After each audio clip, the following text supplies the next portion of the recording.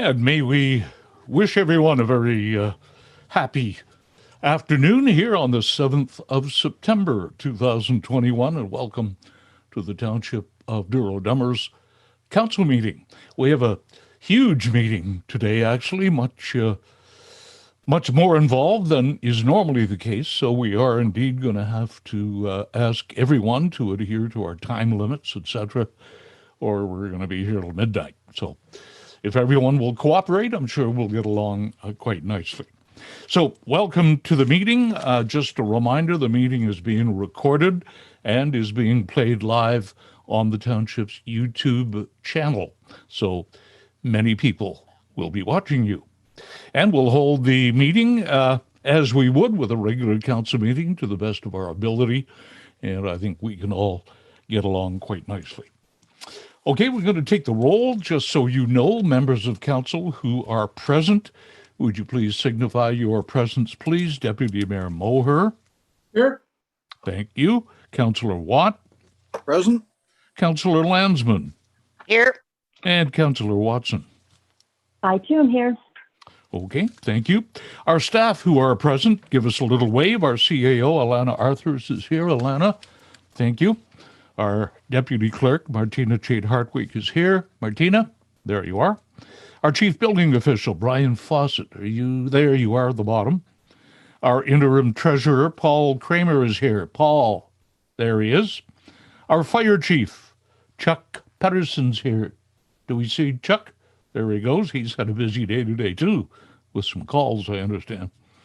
Our Manager of Public Works, Jake Condon. Jake, how are you?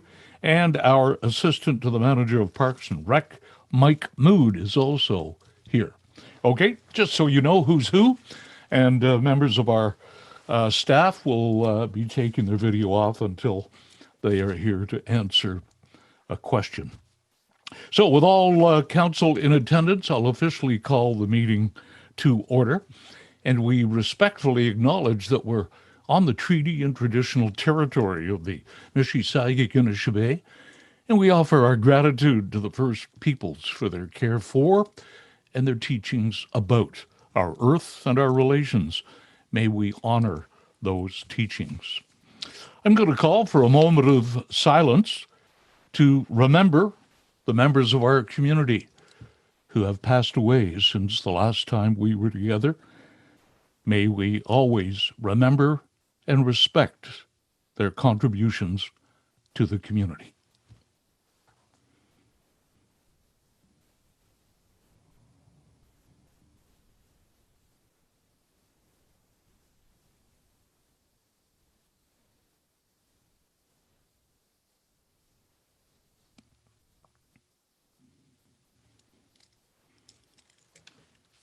Thank you all very much. Is there any disclosure of pecuniary interest with any members of council? Please speak up if that is the case. And the item, Councillor Watson, the item number, please. Yes, Your Worship. Item number 12.7. Just a That brief. is a sponsorship request from the Kawartha Chamber of Commerce and Tourism. It's an indirect pecuniary interest, as I hold controlling interest in a company that is actively engaged with the Kawartha Chamber of Commerce and Tourism. Okay, thank you. For the record, Councillor Watson will be leaving the meeting at that time. Is there anybody else? Tom, I saw your hand. Was that something else? No? Okay. Nobody else? We will move ahead. Adoption of the agenda that's before us, please. A motion. Deputy Mayor Moher and Councillor Landsman, all in favor? That motion to adopt the agenda is approved. We have the minutes from August 3rd meeting and regular and special meeting of that day. A motion, please, for both of those meetings for the minutes, please. Councillor Watt, seconder by Councillor Watson. All in favor? That motion is approved. Any business arising out of those previous minutes from anyone? Okay, seeing no hands. We will indeed move then right into the meat of our council meeting tonight. We have a number of delegations public meetings, etc. So please, again, I repeat, there is a 10-minute time limit for delegations, and I do have a little timer, and we'll try to keep as close to that as we possibly can. Okay, the first item that we have is kind of a pleasurable moment, and that's to introduce our brand new building inspector, bylaw enforcement officer, to work along with Brian Fawcett. And Brian, I'm going to turn it over to you to do the official introduction. Maybe you can even cut a ribbon for us. Perfect. Well, I would if I had the ribbon, and I certainly won't take 10 minutes, but we could go on and on about Don's accolades. It probably could take that long. So Don joins us from the private sector, very well-liked contractor in the area, in the Peterborough-Lindsay area. Lots of experience there, new to the building inspection world. He's also been a part-time teacher at Fleming College, and we look forward to having Don with us, and it's been great so far, and we're looking forward to continuing on. So, okay. Thank you, Brian. And Don, I know you've been on the job for a bit. We just haven't had the opportunity to meet you. I've got you penciled in for a 20-minute speech, but maybe you can cut that down a bit. Yeah. Well, I'll pretty short here. I'm hopefully a man of few words, but I did want to, thank really the municipality. We've had a busy summer season. To my understanding, and definitely what I've experienced is very busy, but the township staff and any of the councillors that I have met have just been phenomenal. It's a really wonderful place to work, and I'm shocked at how much I have still to learn, and it's great to see the knowledge that's within the municipality and kind of the helping hand that's there to make sure, that I kind of get the best information that I can. So just wanted to thank everyone in the municipality for having me on board, and I look forward to it. Good. Thank you, Don. I thought for a moment you were going to take me up on the 20 minutes. Yeah. You kind of scared me. Anyway, welcome to Douro-Dummer. We're all one big family, and we try to do our best to be as fair and consistent as we can, and think of everyone as we march through our duties. So welcome. Could I have a motion, please, to receive that introductory delegation, please? Sheila and Heather, all in favor? That motion is approved. Thank you very much. Okay, it's time for a public meeting. This is regarding a bylaw amendment, file number R1120, Lakefield College School, Northcott Farm. I'm going to ask for a motion to officially open the public meeting. And Carl, you will do that? You're muted, Carl? Yes, I will. Thank you. Good. Thank you. And seconded by Tom. All in favor? Motion is approved. The public meeting is now underway, and we will be giving everyone the opportunity to speak in either direction. We also have a member of County Council, Roger Bono. Roger, give us a wave here. Good. Roger is the county's representative for planning matters, and he sits in on these kind of meetings. And Roger, we're glad to have you. Good. Thank you, Your Worship. Okay, Martina, I'm going to turn it over to you for the introductions. We have Amanda Warren from the county here as well, but I'll leave it up to you. Go ahead, Martina, and you can give us the background, please. Thank you very much, Mr. Mayor. So this is a joint zoning bylaw amendment application and official plan amendment application for the property located at 3742 Highway 28. It's in Concession 5, Part Lot 23 and 24 of the Douro Ward. We do have quite a few people on the line who I know will want to speak, and so we will give them time to do so later in this presentation. First, I'd like Amanda Warren to speak to the official plan portion of this meeting.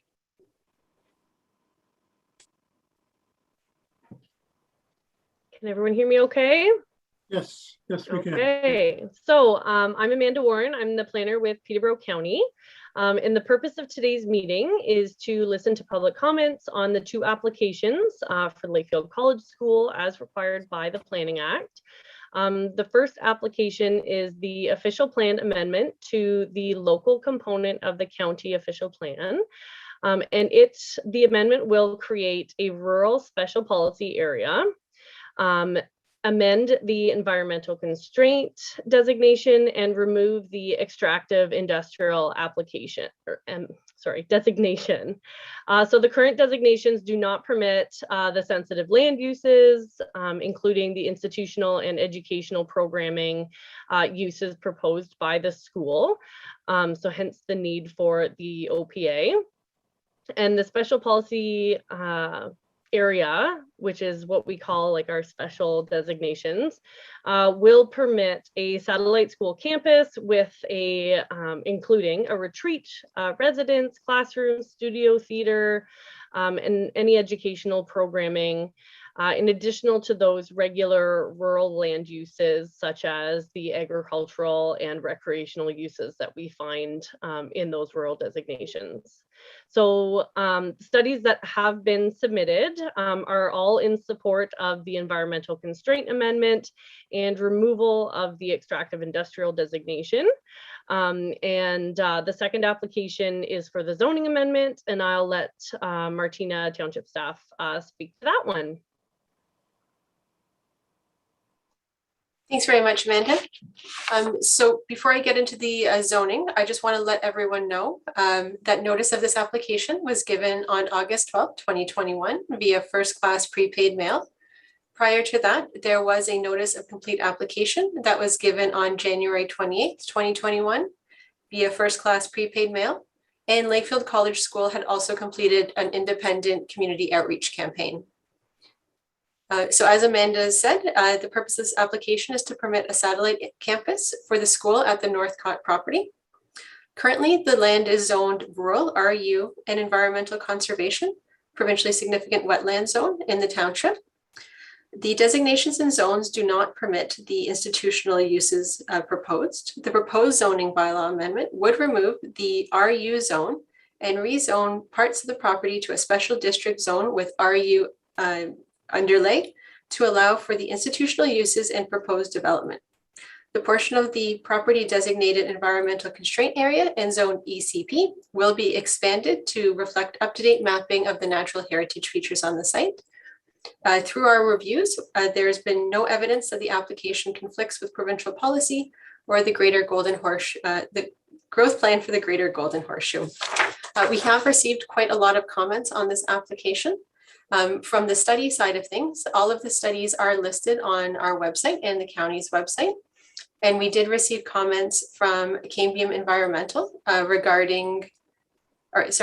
we've received a review of the comments from Cambium Environmental Impact Study, the environmental study. We also received responses to the Stantham Engineering report from ORCA's engineering department. Again, from Stantham Engineering, we received a stormwater management report, and that was also reviewed by ORCA. They've also done, ORCA had also done an engineering review of the whole project, along with an ecological review and a general letter dated August 20th, 2021, summarizing all of the reviews they've completed. On the public side of this application, we've also received comments from Camp Kawartha.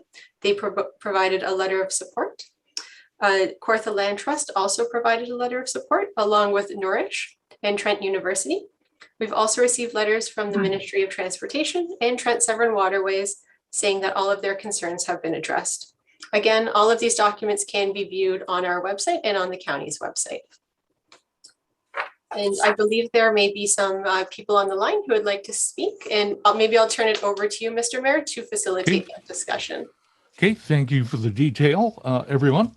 And it is that time where we give the opportunity for the applicant to say what they would like to say, to add to that. And then we'll have the opportunity for anyone who would like to speak against the application. So, Kent, do I understand you're the agent for the application? Yes, that's correct, Mr. Mayor. So please go ahead. We're happy to hear you. Go ahead. Thank you so much. Thank you, Council. We're happy to be here presenting these applications to you tonight. It's been a long road, and we're happy that it's finally here for a public meeting and consideration. We have a PowerPoint, and I'm not sure if the township will be putting it up or if I can share my screen. Yep, Ken, you can go ahead and share your screen. Okay, fantastic. I'll do that right now. So everybody should be able to see that. We're good. Okay, so as stated by Amanda and Martina, what's before you tonight is an official plan amendment and zoning bylaw amendment to redesignate and rezone the property known as the Northcutt property as in order to permit a satellite campus of Lakefield College School. I'll just get into the details momentarily. So first off, for those who don't know me, I'm Kent Randall. I'm the principal planner at EcoView Consulting. We're the planners, of course, and agent for the applicant, Lakefield College School. With me tonight is Ashlyn Kennedy, who's a planner who's been working on this project from EcoView. And we also have with us Bruce McMahon, who's been spearheading this on behalf of the Lakefield College Schools, the director of the Northcutt campus. So he's going to provide a little bit of information towards the end of our presentation related to the programming that they are proposing at this site. So the proposal, of course, is for the satellite campus, and the property in question you can see on this site location map. It's known as the Northcutt property. It's located between Ketchiwanuka Lake and Highway 28, just before you get to Birchview Road if you're going north. A few kilometers north, or several kilometers north of the main Lakefield College School campus. And what the school is proposing is a campus, a satellite campus that could provide programming primarily related to agricultural fields and natural areas and outdoor education. The site is very conducive to that. It provides a lot of different examples of natural systems and natural environments, as well as the existing agricultural uses that are on the property. And we'll get into those details in just a moment. So of course, this requires the official plan amendment and zoning bylaw amendment, not necessarily to permit the agricultural uses, but to permit the institutional aspect of it. So the educational aspect and allowing that the institution to conduct its programming on the site. This is the site plan. It might be a little difficult to see on your screens. Now the site plan is provided with the draft zoning bylaw, so it should be in your agenda packages. What's happening here and what's being proposed is not necessarily a large scale in terms of buildings and structures and that sort of thing. Of course, the idea being that the natural environment and the agriculture is a major aspect of the educational component of all this, right? So what is being proposed is a lot of reuse of existing buildings on the site. And there's a couple main clusters. The primary cluster is down here where there's an existing detached dwelling and a couple log cabins and a garage and / barn structure that will all be converted to classrooms, storage, and that sort of thing. The dwelling itself will eventually be expanded to provide accommodation for students, and I'll get into the details in just a second. But just outlining the general area of where things are going. There's an existing laneway that goes from Highway 28 right here. There's also an existing entrance here that has since been closed by decree of the MTO. So that is no longer there. There's only one entrance now here. There's an existing barn up here that'll be reused. And this lane provides access down to this other cluster down here by the shoreline where a lot of the existing buildings are going to be reused for the educational facilities.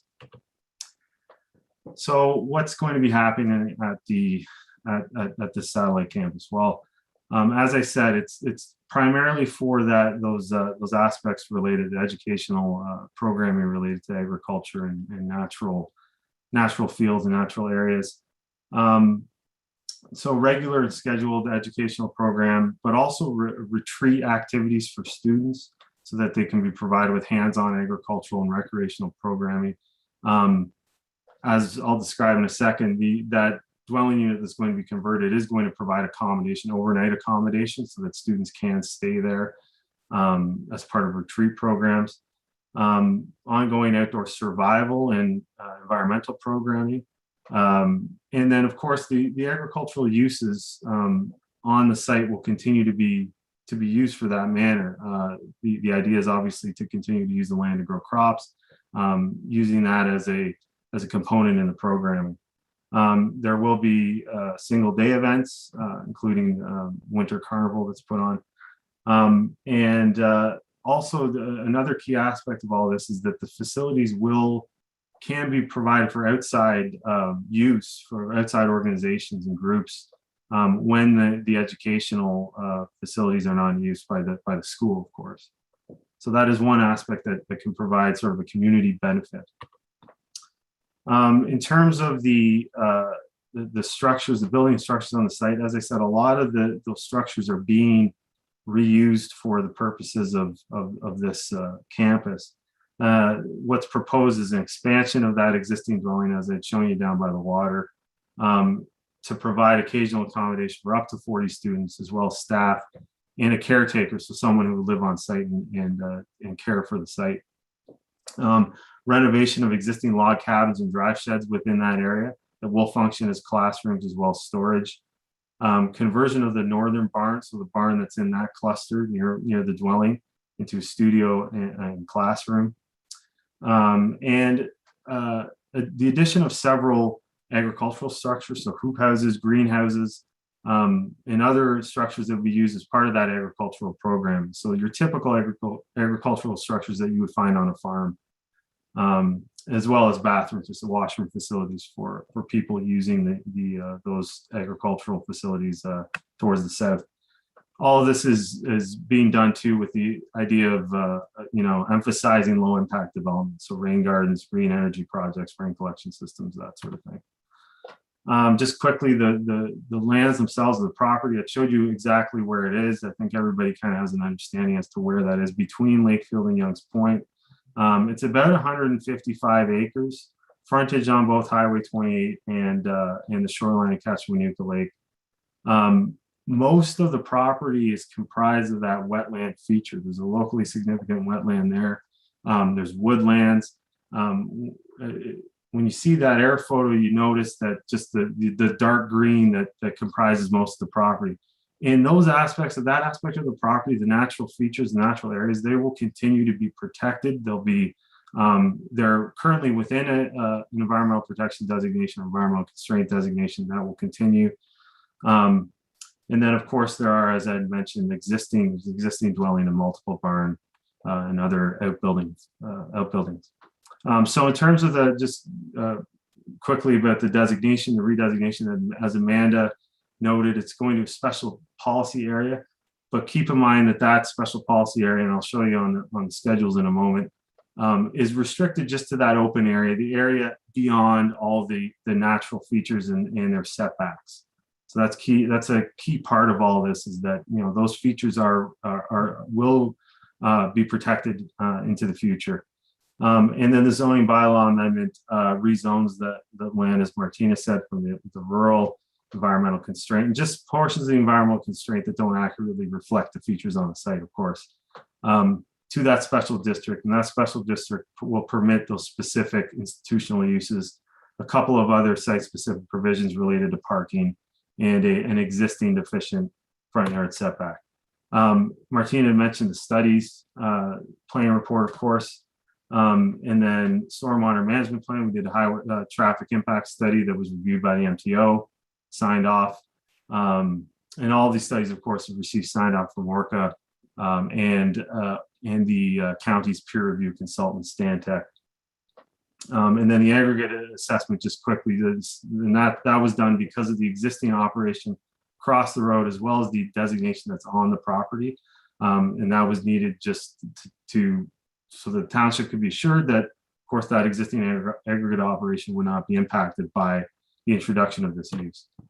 Here's what the schedules will look like. You have the OPA schedule on the left, the zoning schedule, and you can see a lot of that green section. That's that protected natural feature. The wetland, woodlands, they're going to continue to be protected with an added level of protection. There's going to be a vegetative protection zone that's going to be included within the redesignated environmental protection or constraint designation and zones. And so really what we're looking at is the development taking place within this area up here. And for the most part in the cleared area, it's going to be simply the agricultural activities continuing. So now I'll turn it over to Bruce McMahon, who will just quickly go through the programming. And Bruce, just let me know if you need to switch the slide and I can do that. Will do, thank you. Can you hear me? Yep. Perfect. Mayor Jones, councillors, and interested members of the public, thank you for providing me with the opportunity to speak on behalf of Lakefield College School concerning the rezoning application before you today. EcoView has outlined the mechanics of our application and the technical planning and the zoning perspective, and I wish to speak to the school's vision for Northcutt and perhaps answer any questions that you might have. In 2007, an alum from the class of 1948 secured the property called Northcutt with the assistance of the Gassel Family Trust. As a boy, he grew up in Douro, and the donor's wishes were for Northcutt as he had spent time there with George and Kay Douglas. He was motivated by two goals, and these goals are very, very important, and we adhere to them. To preserve the farm to be used by a new generation of LCS students, and for the school to find ways to connect with our local community. Next slide, please. LCS has taken over a decade to thoroughly consider how best to meet the goals our benefactor had set out for us. Our rezoning application contains the details of how we see the farm evolving to meet the needs of our students and our local community. Our school's vision, mission, and value statement is shown here. Every consideration for our Northcutt property was filtered through the pillars of this statement. Specifically, Northcutt offers a unique opportunity for our students to care, connect, and contribute in the following areas: authentic learning, food production, problem-based learning, regenerative practices, historic preservation and restoration, community first, collaboration with local farmers, food sharing commitments, exploring mutually beneficial property uses, and outdoors every day. 160 acres of wetland, field, woods, and shoreline. Low carbon travel footprint by boat, shuttle, and foot. Academic course ties and co-curricular activities. Next slide, please. Our educational farming goals have begun. Consulting with both the township and the county, we embarked on a half-acre vegetable garden. We hired 2 young Trent University graduates with a tight mandate. We created something quite wonderful. We made a choice to explore, install, use regenerative technology, such as our rainwater collection system, solar-powered irrigation, composting toilet, and mushroom compost to help improve the soils.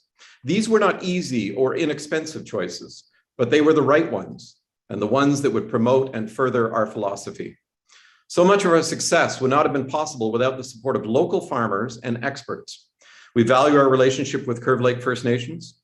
Local individuals like Trevor Riel, Ray Carlo, Julie Fleming, Matt Porter, Peter Leahy, and Tom Gassel helped us plan our garden project based on the extensive experience they have, and some of them, the deep understanding and knowledge of this property. In August, students enrolled in our Seed to Table course visited a number of local farms, Tipsy Willow, Harley Farms, Wild Ginger, and Circle Organic, to name just a few. Our students returned with plenty of ideas and a deeper appreciation of local farming practices. To date, over 1,500 pounds of produce has been donated to Nourish, Kawartha Food Share, and a local food bank. To be clear, LCS does not have any plans to become a market garden. Learning is our business. Lakefield College School is committed to working with the township and all of our neighbors. For almost 150 years, LCS has learned from and contributed to the local community. Northcutt Farm Project will continue that mutually beneficial and positive relationship.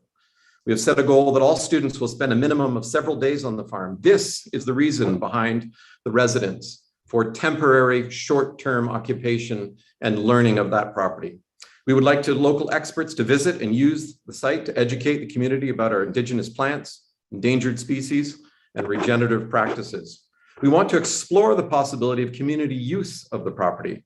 Are there mutually beneficial activities where learning is the priority and enjoyment is always the goal? Trent University and Sir Sanford Fleming, for example, are often seeking placements for their students. Next slide, please.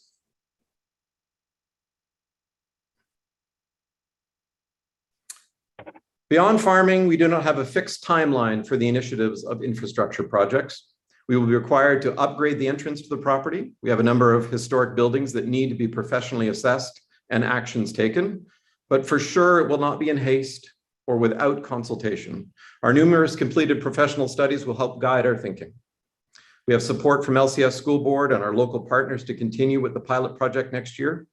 If Northcote receives approval for the OPA and ZBA, we can expand student farming, seek ways to engage with the wider community, and preserve and repurpose the heritage buildings, with the confidence that we are investing in a sustainable and regenerative future. Thank you for your time and for the extensive work you've already undertaken for this application.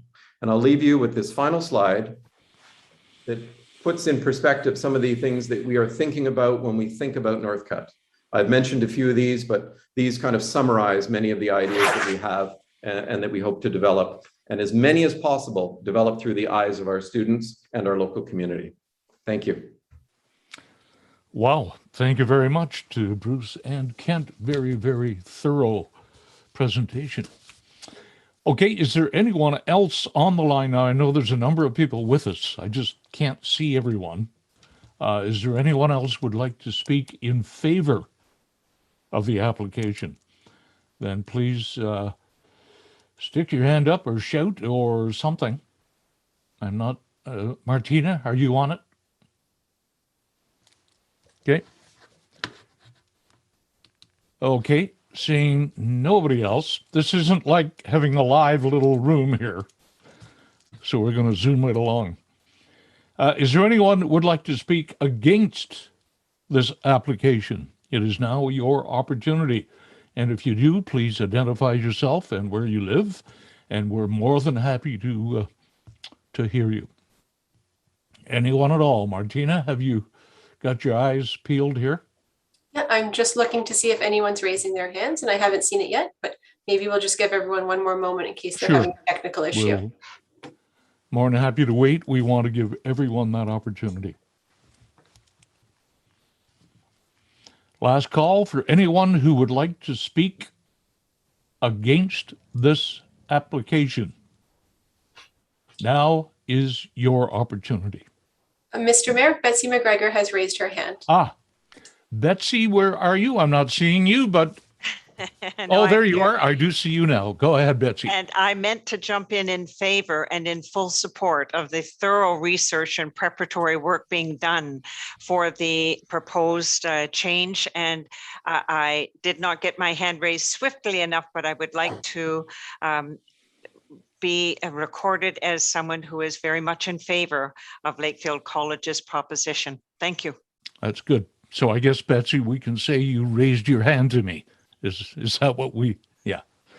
Okay, that is good. Anyone else at all?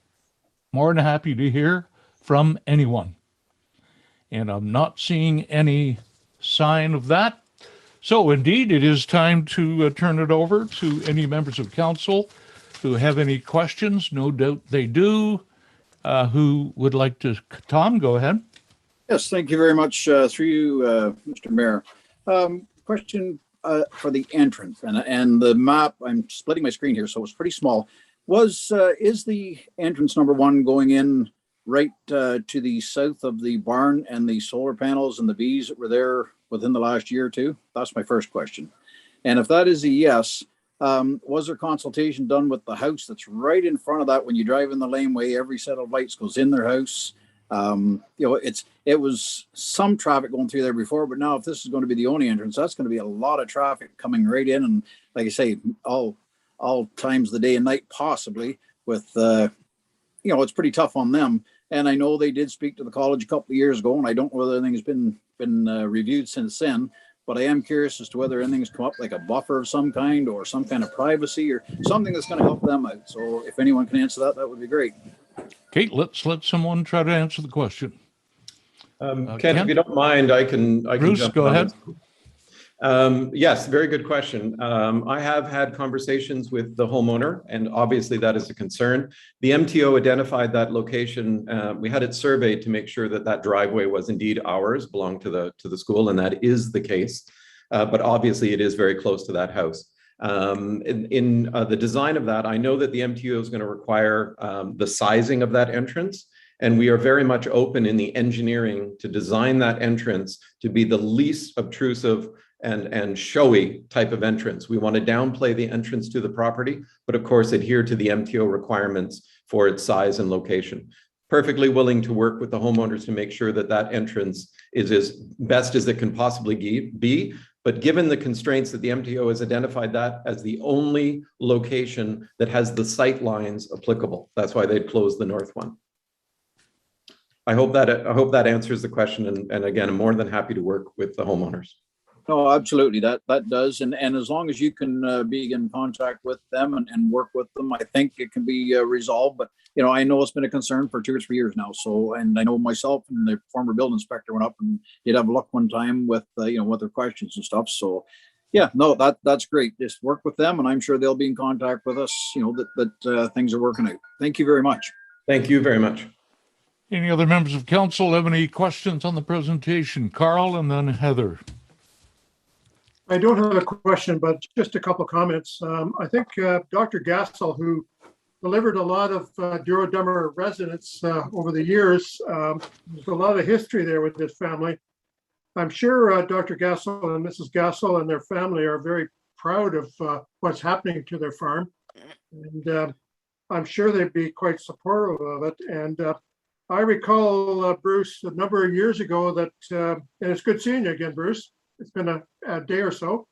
The community had a winter carnival there with horse-drawn sleighs every winter on that property way back when.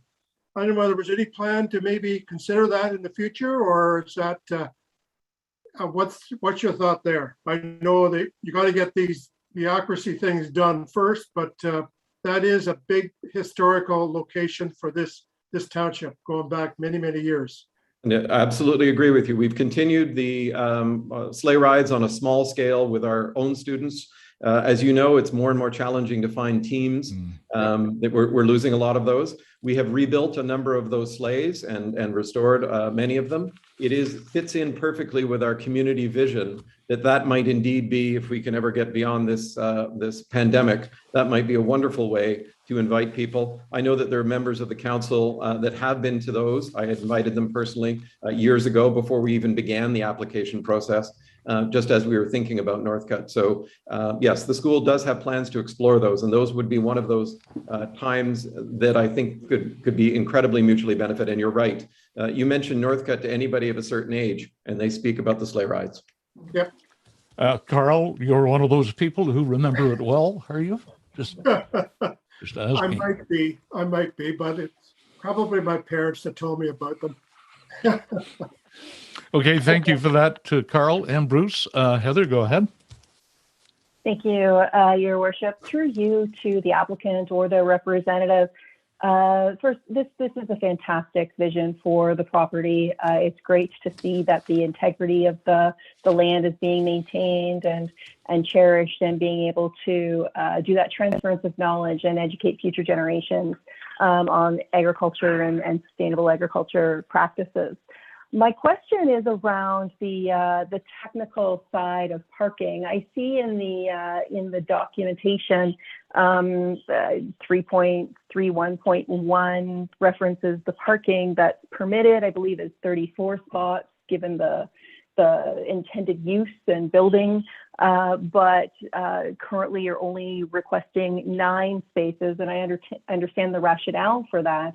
But I wonder, when we talk about having events like sleigh rides or other community events or public use of the space for rental outside of the curricular year, if there will be a challenge with only 9 spots, and what you've put in place to mitigate that, if you can speak to that at all.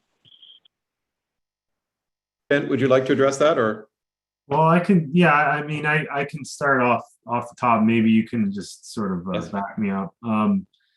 So through the mayor, yeah, you're right. I mean, it is less than what is permitted and what is required. Certainly the idea is behind the shuttling is the major impetus for that. I mean, having shuttles coming from the main campus to the site, you know, most of these kids don't have cars, and And definitely the off season or the off season aspect with, outside organizations, there would be stipulations certainly for, availability for parking and that sort of thing. And maybe Bruce, if you want to just speak Yes. to specifically what sort of programs you have that you will have in place. So I think there's really two points that need to be addressed here. Number one, the donor was very, very specific about limiting the number of cars and vehicles on the property. He really didn't want to see a lot of that stuff. And it makes perfect sense with a school that has already quite a bit of parking, that for our own purposes, we could do that. So that would be, Mr. Mayor, that would be what we were looking at. The second point here is there is, as you can see, there is preciously little land that is not wetlands, and we want to respect the use of that land. So putting more land under parking area. So I would certainly wonder about, if we go back to 1967, when supposedly there was 30,000 people that visited Northcutt over that period of time. I'm sure they didn't have parkings for all those spots. But if it was short term, if we could use areas that were not agricultural fields that maybe would lend themselves to, temporary parking for single events. But we would also be very agreeable to working with the township to understand, could we park on the main campus even if we were having outside events and continue with the shuttle bus? We're also wanting to be respectful of the homeowners that are in that entranceway, that we don't want more traffic going by than really is necessary. So limiting the traffic, avoiding the parking locations, and maximizing our own campus that is already well developed for parking spots. Mr. Mayor, that's our hope. And very helpful to the neighbors, obviously. Sheila and then Carl. Thank you. Through the chair. I actually don't have any questions. I just am very impressed with the vision that's being presented and how it should be so good for the community and good for the area. And thank you for that. Carl? Yes, just a quick comment. I agree with what Bruce mentioned about the half day, finding a spot on the farm for the half day event. That's how it was done in the past. Yep. Yeah, you would remember that, Carl. Yes, I do. That's good. Okay, is there anyone else would like to speak for or against the application? This is your final opportunity. We don't want to leave anybody out. Believe me, we've heard some great presentations, and I am not seeing anyone. Martina, you've got the eagle eye out. Mr. Mayor, I'm not seeing anyone raising their hands or trying to come online. Amanda, perhaps you can have a comment. Go ahead. I also did just want to comment through you, Mayor. A lot of the detailed design things like parking in the entranceway and that building construction stuff is going to be fleshed out further through the township site plan application process. So both the official plan amendment and the zoning amendment are requiring that, even though it's not typical for a site plan to apply to a rural lot, that it will apply to this special policy area. Okay. So Good to know that. Okay, I want to thank everyone. I think we've had a real good discussion. I think we had excellent presentation with all kinds of great information. I'm going to ask for a motion, please, to close the public meeting. Sheila and Heather, all in favor? That motion is approved. Now, with council's permission, I would suggest that we move up bylaw 2021-53. Is that a reasonable thing to do? And Carl, go ahead. Yeah, I would move the bylaw. Moved approval of the bylaw by Carl, seconded by Tom. Yes, sir. Any discussion on the motion? Excellent project. All in favor? That motion is approved. The normal 20-day appeal period, of course, applies as it does for all these things. Kent, you've probably heard that before many times. So thank you, everyone. You've done a great job. And this is positive, good for the township and for the whole region, for that matter. And thank you. And Roger, thank you for being with us as the county representative. That is great to have you along and make sure everything is being listened to. And Amanda, we thank you as well. So thank you. Thanks, Mayor Okay, Jones. we are going to move right along here. Actually, Mr. Mayor, Yes, before we change topics, I'm sorry. yes. We do need to pass a resolution in support of the proposed official plan amendment. Okay. We had prepared a draft resolution. I'm happy to read that out for council. Would you please read that out then, Martina? Very good. So that official plan amendment, number 62 in respect to file 15 OP-21002 for Lakefield College School, Northcott Farm, Concession 5, part lots 23 and 24, Douro Ward be received, and that a letter of support be sent to the County of Peterborough to advise that the Township of Douro-Dummer supports the official plan amendment as described in the document prepared by the County Planning Department. Exactly what I was going to say. Right Perfect. to the T. Okay, Sheila, you will make that motion. And a seconder, please, to that. Carl, Carl? Tom's got his hand up. Sorry. No, it's okay. Carl, I saw you first with your hand up. All in favor? That motion is approved. Is that all we need to do, Martina? We are all finished that file now. We are all finished. So thank you, everybody, and good luck with a very positive project. That's great. Thank you. Thank you very much. Okay, moving right ahead now. And this is where our timing, I try to give a little bit of leeway here and there. We don't usually have that many delegations, but I'm going to have to stick to our 10-minute time limit. Betsy, you can raise your hand to me again if you want, but you'll hear a bit of a ding when the 10 minutes is up. So we are going to ask Betsy McGregor about Birchview Road safety to begin your presentation. Go ahead, Betsy.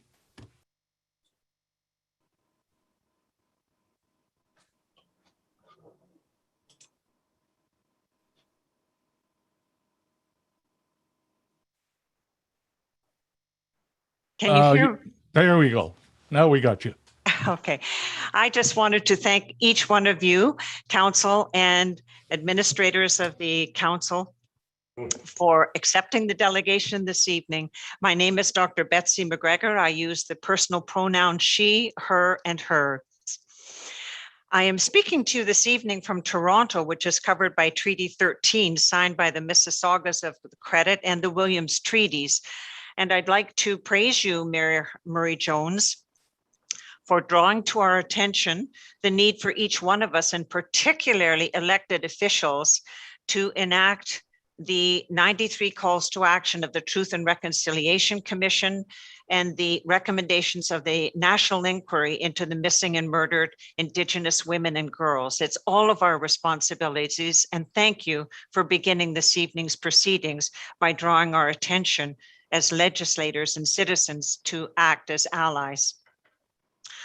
This evening, I'm speaking to you as an individual delegate, although my comments, I'm assuming, complement closely the Birchview Property Owners Association, although I'm not officially representing them, but they are deeply involved in conducting road safety surveys, as you are aware, in collaboration with the council.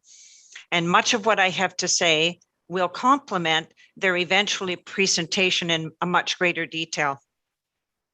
I wanted to say that I'm presenting this evening with a great deal of personal passion and a real desire to put into the record my deep concern for the safety of pedestrians, for children, and in particular, wheelchair residents who live along Birchview Road.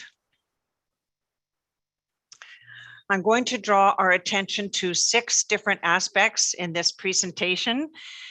And the one is the issue of speeding. The second issue is that of blind corners and blind hills.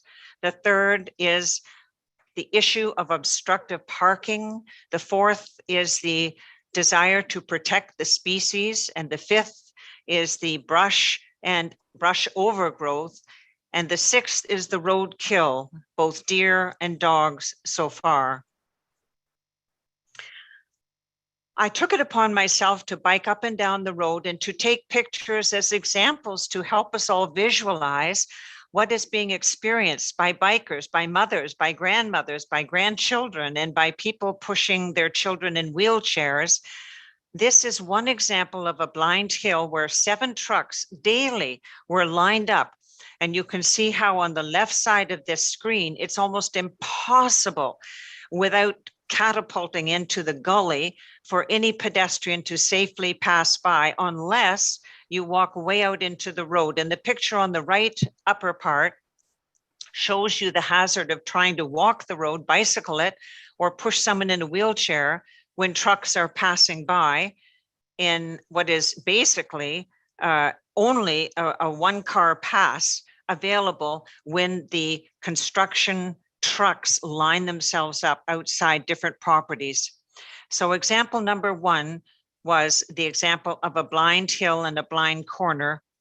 Example number 2 is a second blind hill where again, traffic has been reduced to 1 lane. It's at the top of a blind hill and there's no possible way for safe pedestrian passage, let alone biking, walking, or children cycling. The third example is that of hidden entrances which occur on hills. There is no stop sign for cars or any yield sign. There's no drop in the road speed and certainly no safe walking path for these hidden entrances.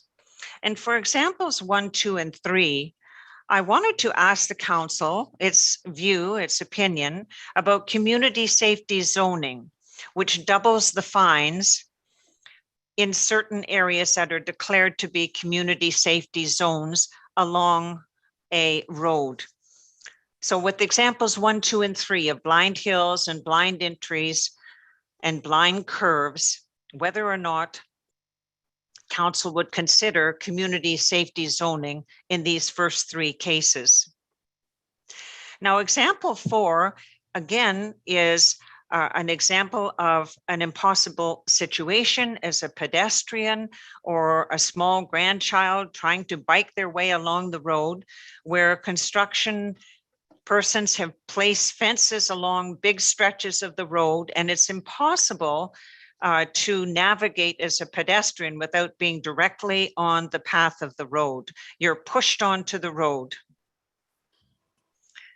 Example 5 is photographs which I took at various points along the road to show us just how uneven it is, where at some points you can imagine, well, gosh, you could basically walk over there in the grass or fall a little into the gully, but at least be safe when cars are whizzing past. But then there are others where the growth is so close to the road's edge that there is no choice as a pedestrian on Birchview Road except to walk along the road itself. There is no safe pedestrian passage. And just at the end of our road, precisely, there was a deer which was killed about a month ago, leaving 2 orphan fawns. Now, it took 2 days and quite a bit of cooperation among various property owners up and down the road trying to capture the 2 fawns. And then we transported them hours away to a wildlife center to care for relocating them. There have also been examples recently of 2 dogs killed on the road. And to date, no human fatalities, but it could have as easily been a human being as a large deer that was killed by a car driving down Birchview Road. So roadkill is happening and it's serious and it's immediate. And I wanted to express for the record of council that it is a deep concern for me and for residents. And to say that I am aware of the Black Cat radar device and how it records intermittently the volumes and the speeds and the times of the day in which accidents or speeding is happening or heavy traffic is happening. And it certainly is incumbent upon us as residents to do the best that we can to collaborate with council in educating all of us along the road to be careful.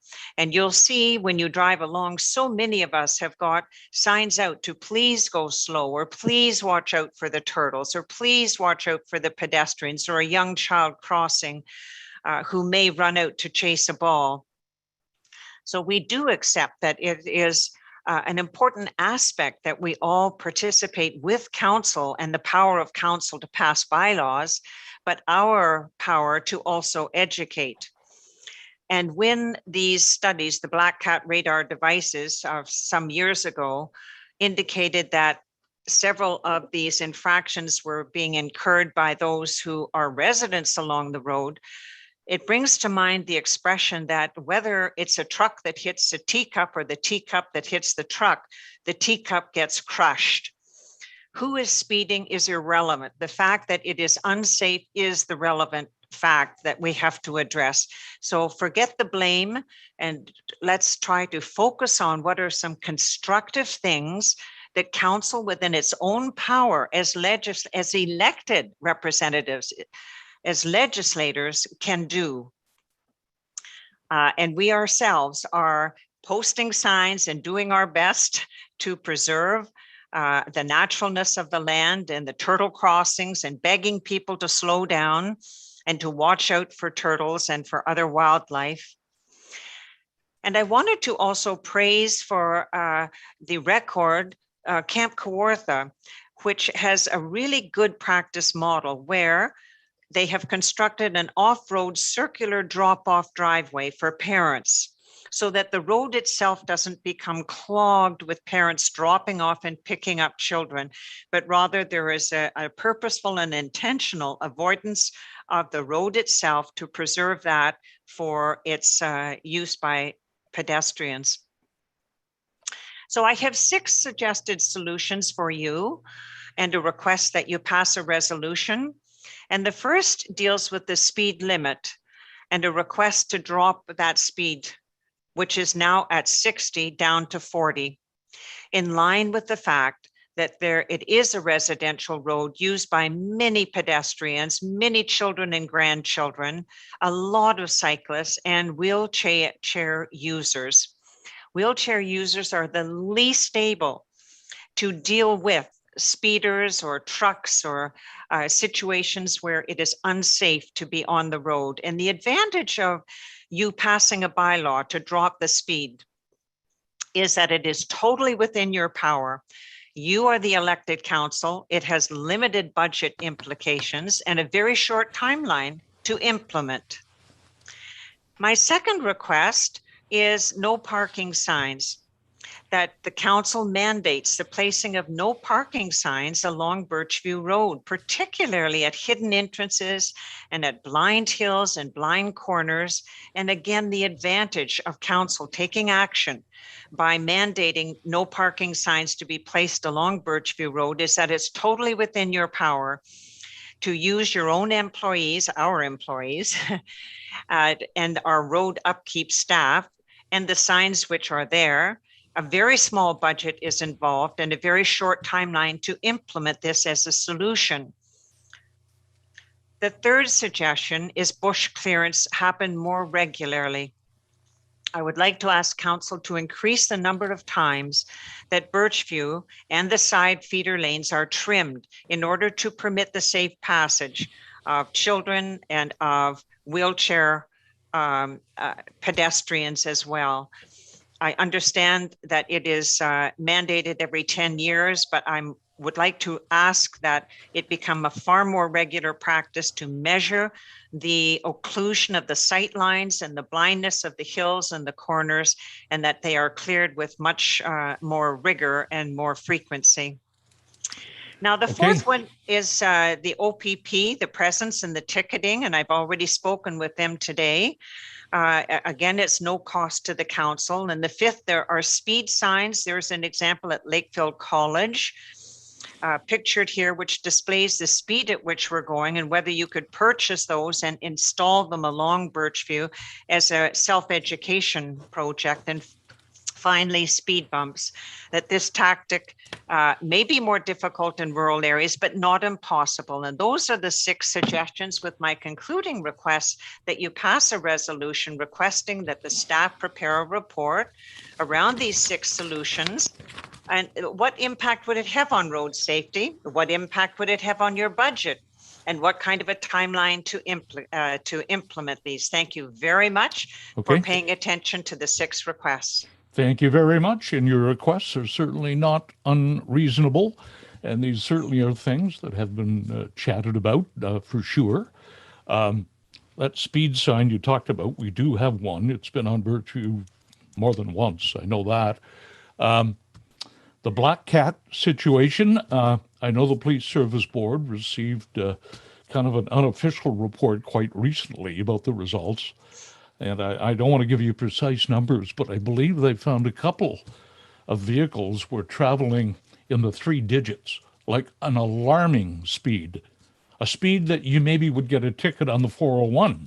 It's going so fast. So the OPP are very aware of that, and they are taking action to try to find out who these people are. But anyway, that's for not right now. I'm going to ask Alana and indeed Jake Condon. I know they've been involved with this. They've met with the Birchcliff property owners more than once, I believe.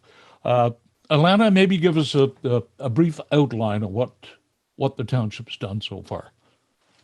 Thank you, Mr. Mayor. We did meet with the Birchcliff Property Owners Association, as well as they did do a delegation to council. So we have received some of those photographs, some of them that our delegate today has included. We had not seen previously, for example, the fencing. So we'll definitely take note on that as well. It's something that our staff definitely could go and have a conversation with the property owner. We are trying to look at some of those areas where there's trimming that's necessary, and possibly Jake can speak to anything that may have been done.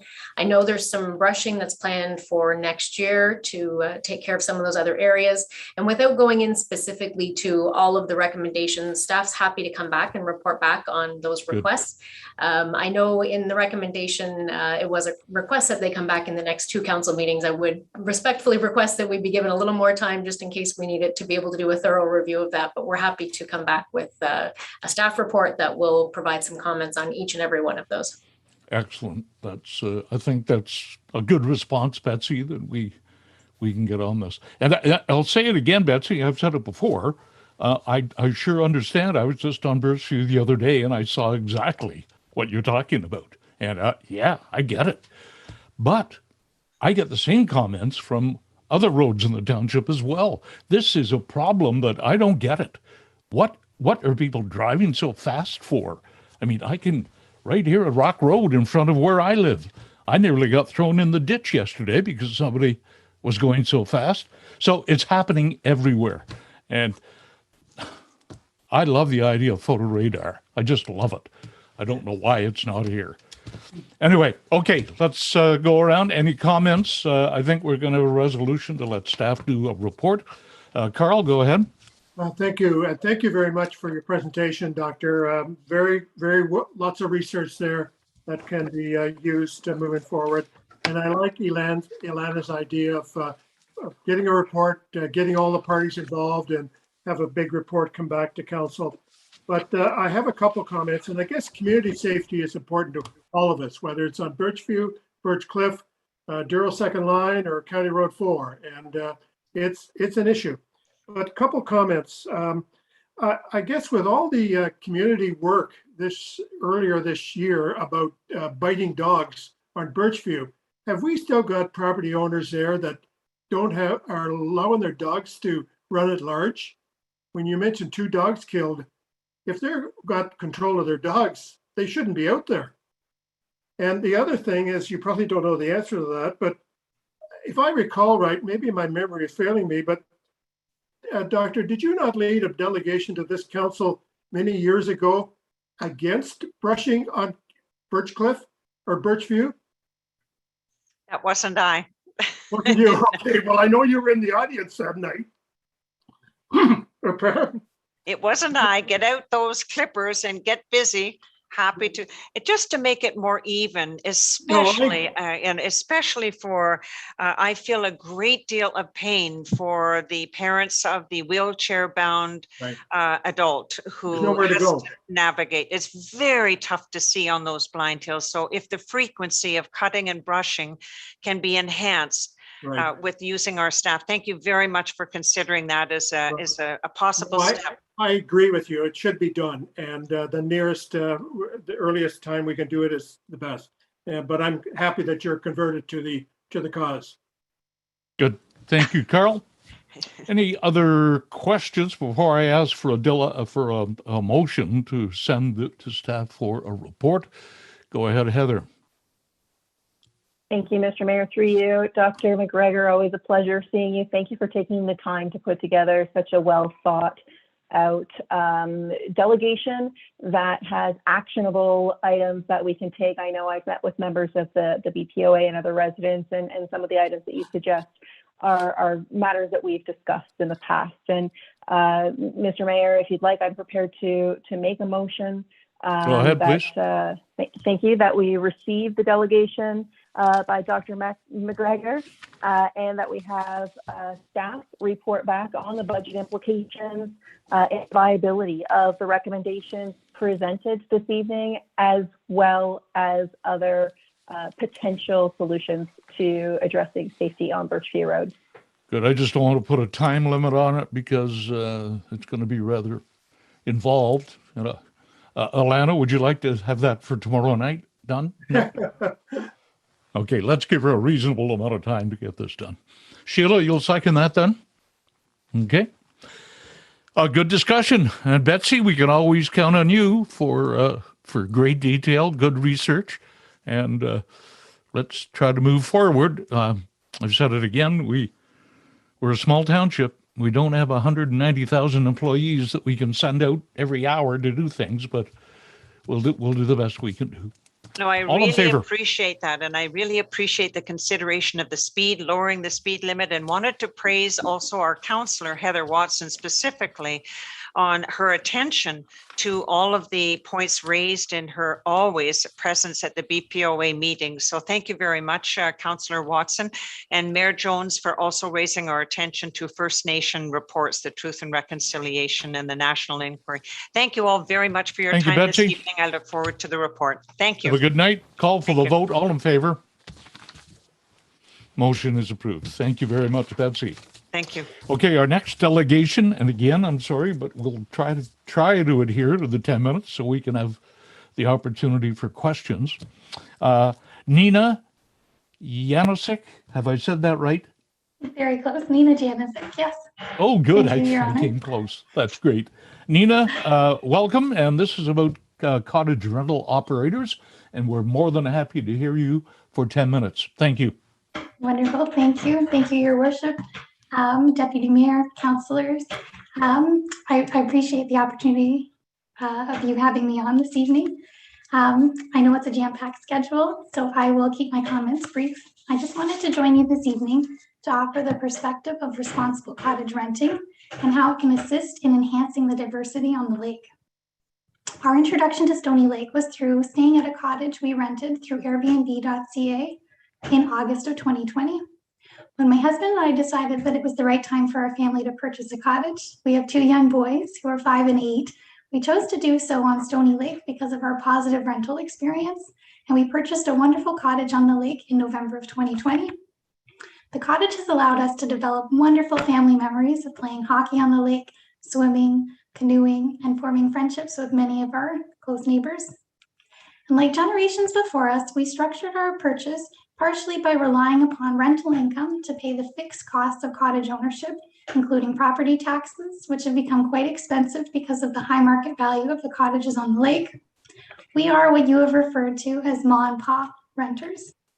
Airbnb.ca is simply a platform that we use and others can use to rent out one's cottage. It's no different than doing so through the use of a realtor or classified ads, as was done for decades. It's simply the modern mechanism. Before renting our cottage, we adopted stringent protocols to ensure that the rental would be a positive experience for our guests as well as for the community. First, we waited until after the public health measures had been lifted before renting out our cottage. We adopted strict rules prohibiting large groups. We specifically sought to attract young families and minorities who would otherwise not be able to visit the lake. We have declined many potential renters who do not meet our strict criteria.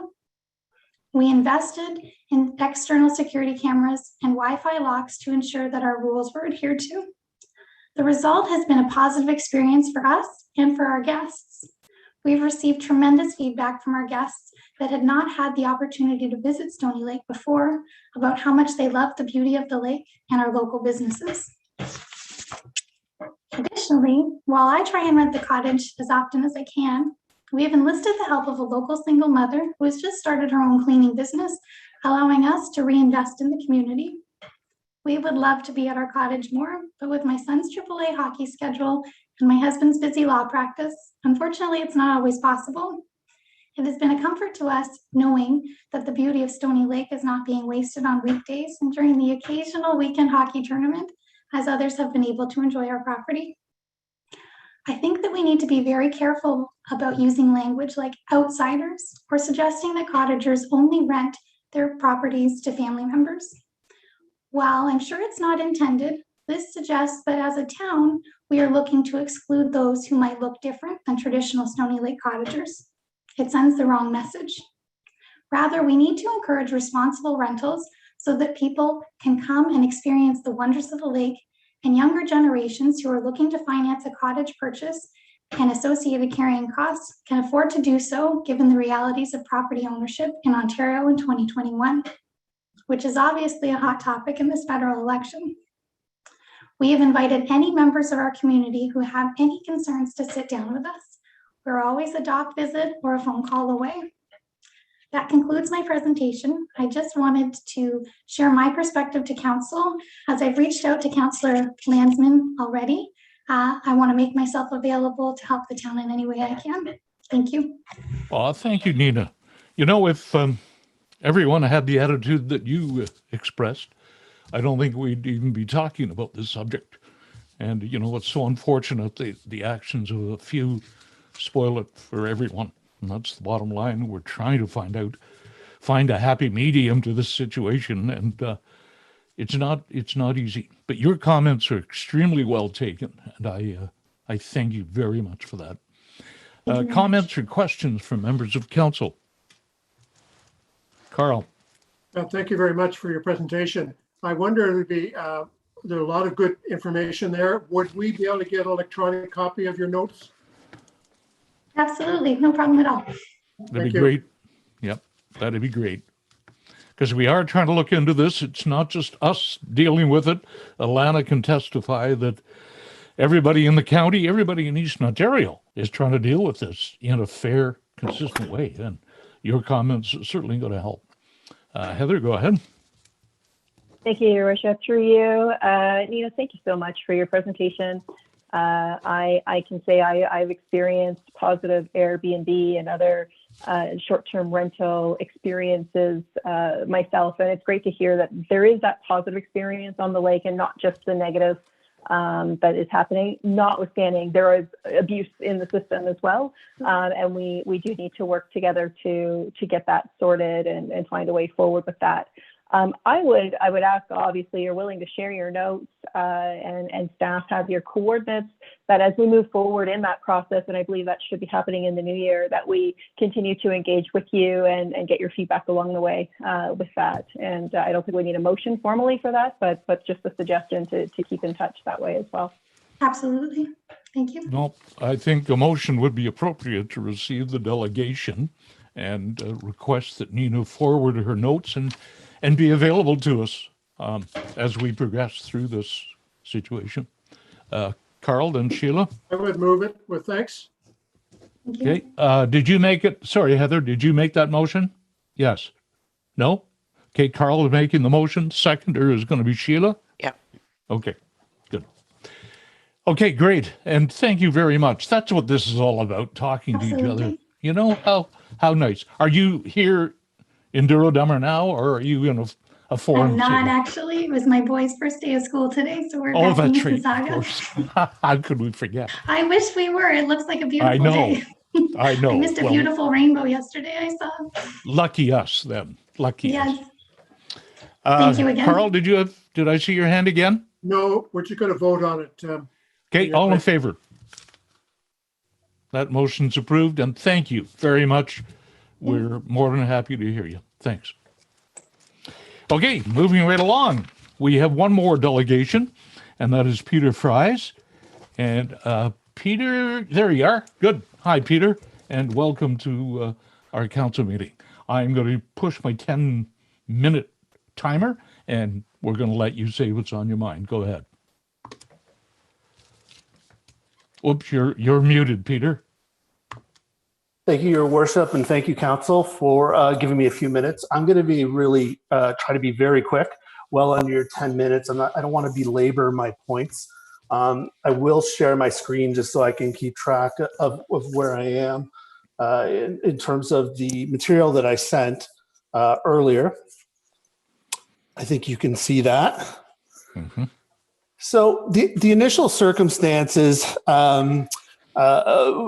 why are we here? I'm here to talk about sort of my interaction with the building department surrounding a concern. So the initial circumstances involved sort of some significant over-the-top destruction of Birchcliff Drive, which I am fully aware and is a private right-of-way. We've had lots of building on the road over the years, including by my family. But the road's been there since it was built over the summers of 1951 and 1952, and we've never seen anything to this extent before. And so while I've never reached out to the town before, and I've been on the road my entire life, certainly my family's presence there predates my birth, and actually my father's, who's 83 now. So I've been there for a while, and I like to keep my sort of mouth shut and leave the township to do its business. But we did reach out. Apparently, there's a building going on in 988 Birchcliff. There's supposed to be a building permit, although none has ever been issued. And this damage, most of it occurred. It is still ongoing today, sort of relentlessly. But most of it happened during the excavation portions of this of the construction. And the damage was done during a time where those material, heavy equipment, float trucks, all of those things were brought over the township roads while there was a spring half-load restriction in place. Just to give you an idea of what was going on, they came in from the south end of the road. Everything was brought in over the south end of the road, even though they were only 99 meters away from the camp line right away. They chose to come over the soft and dangerous portions of the road during the half-load restriction, which applies to the public road, not the private road, obviously, but still the same things apply. We have asked the township several times. It took us about, say 45 days to get a straight answer on this, whether they were given permission. It was alluded to us at one point that they may have been given permission to come through the half load. The CAO confirmed a week or so ago that no official permission was given. But for some reason, they felt, this builder felt it was okay to come through that the town road and the private right of way, doing a lot of damage. And again, I'm not going to describe the damage. I'm not going to show you a million pictures of it. I'm just saying it's beyond anything we've ever seen. So why am I here? It is a private road. I understand that. I approached the building department and asked if there was anything that the township could do about the building issues on the site. Under the Building Code Act and the Building Code, which is a regulation under that act, construction is a verb, it's not a noun. And the Building Code Act provides that municipalities have responsibilities when they issue permits, and that the code is there to ensure safe construction and buildings. They use those words separately, and construction is explicitly defined in the legislation as a verb. It is the act of building. And this damage was done in the act of building this home. So that's part of the problem. We feel that the township should look into options to deal with situations like this. But we also became quite concerned over time with the way our concerns were addressed by staff. At first, they were virtually ignored. We were tried to be patient, extremely polite, and show a lot of deference to staff. I know municipal staff are busy. I know they generally work hard and they generally work diligently to do what they can. Unfortunately, this experience was not a good one, and I don't believe it shed a good light on the township. It began as dismissive, and it went from there to outright rude and aggressive to the point where anything was being done to stop the inquiries. We submitted very specific yes or no questions. We weren't getting answers. The answers we got were evasive. At some point, we got into situations where, Municipal Freedom of Information Act was kind of weaponized against us and used as a reason for not providing answers in terms of staff's actions. And that was one of the most troubling things about this. I think senior municipal staff should understand what MFIPA is. And aside from protecting private information, contact information, it ensures transparency of municipal actions. And municipal actions are never protected under MFIPA. What we were asking is, can you tell us what was done? Was this done as was promised? So there were promises made.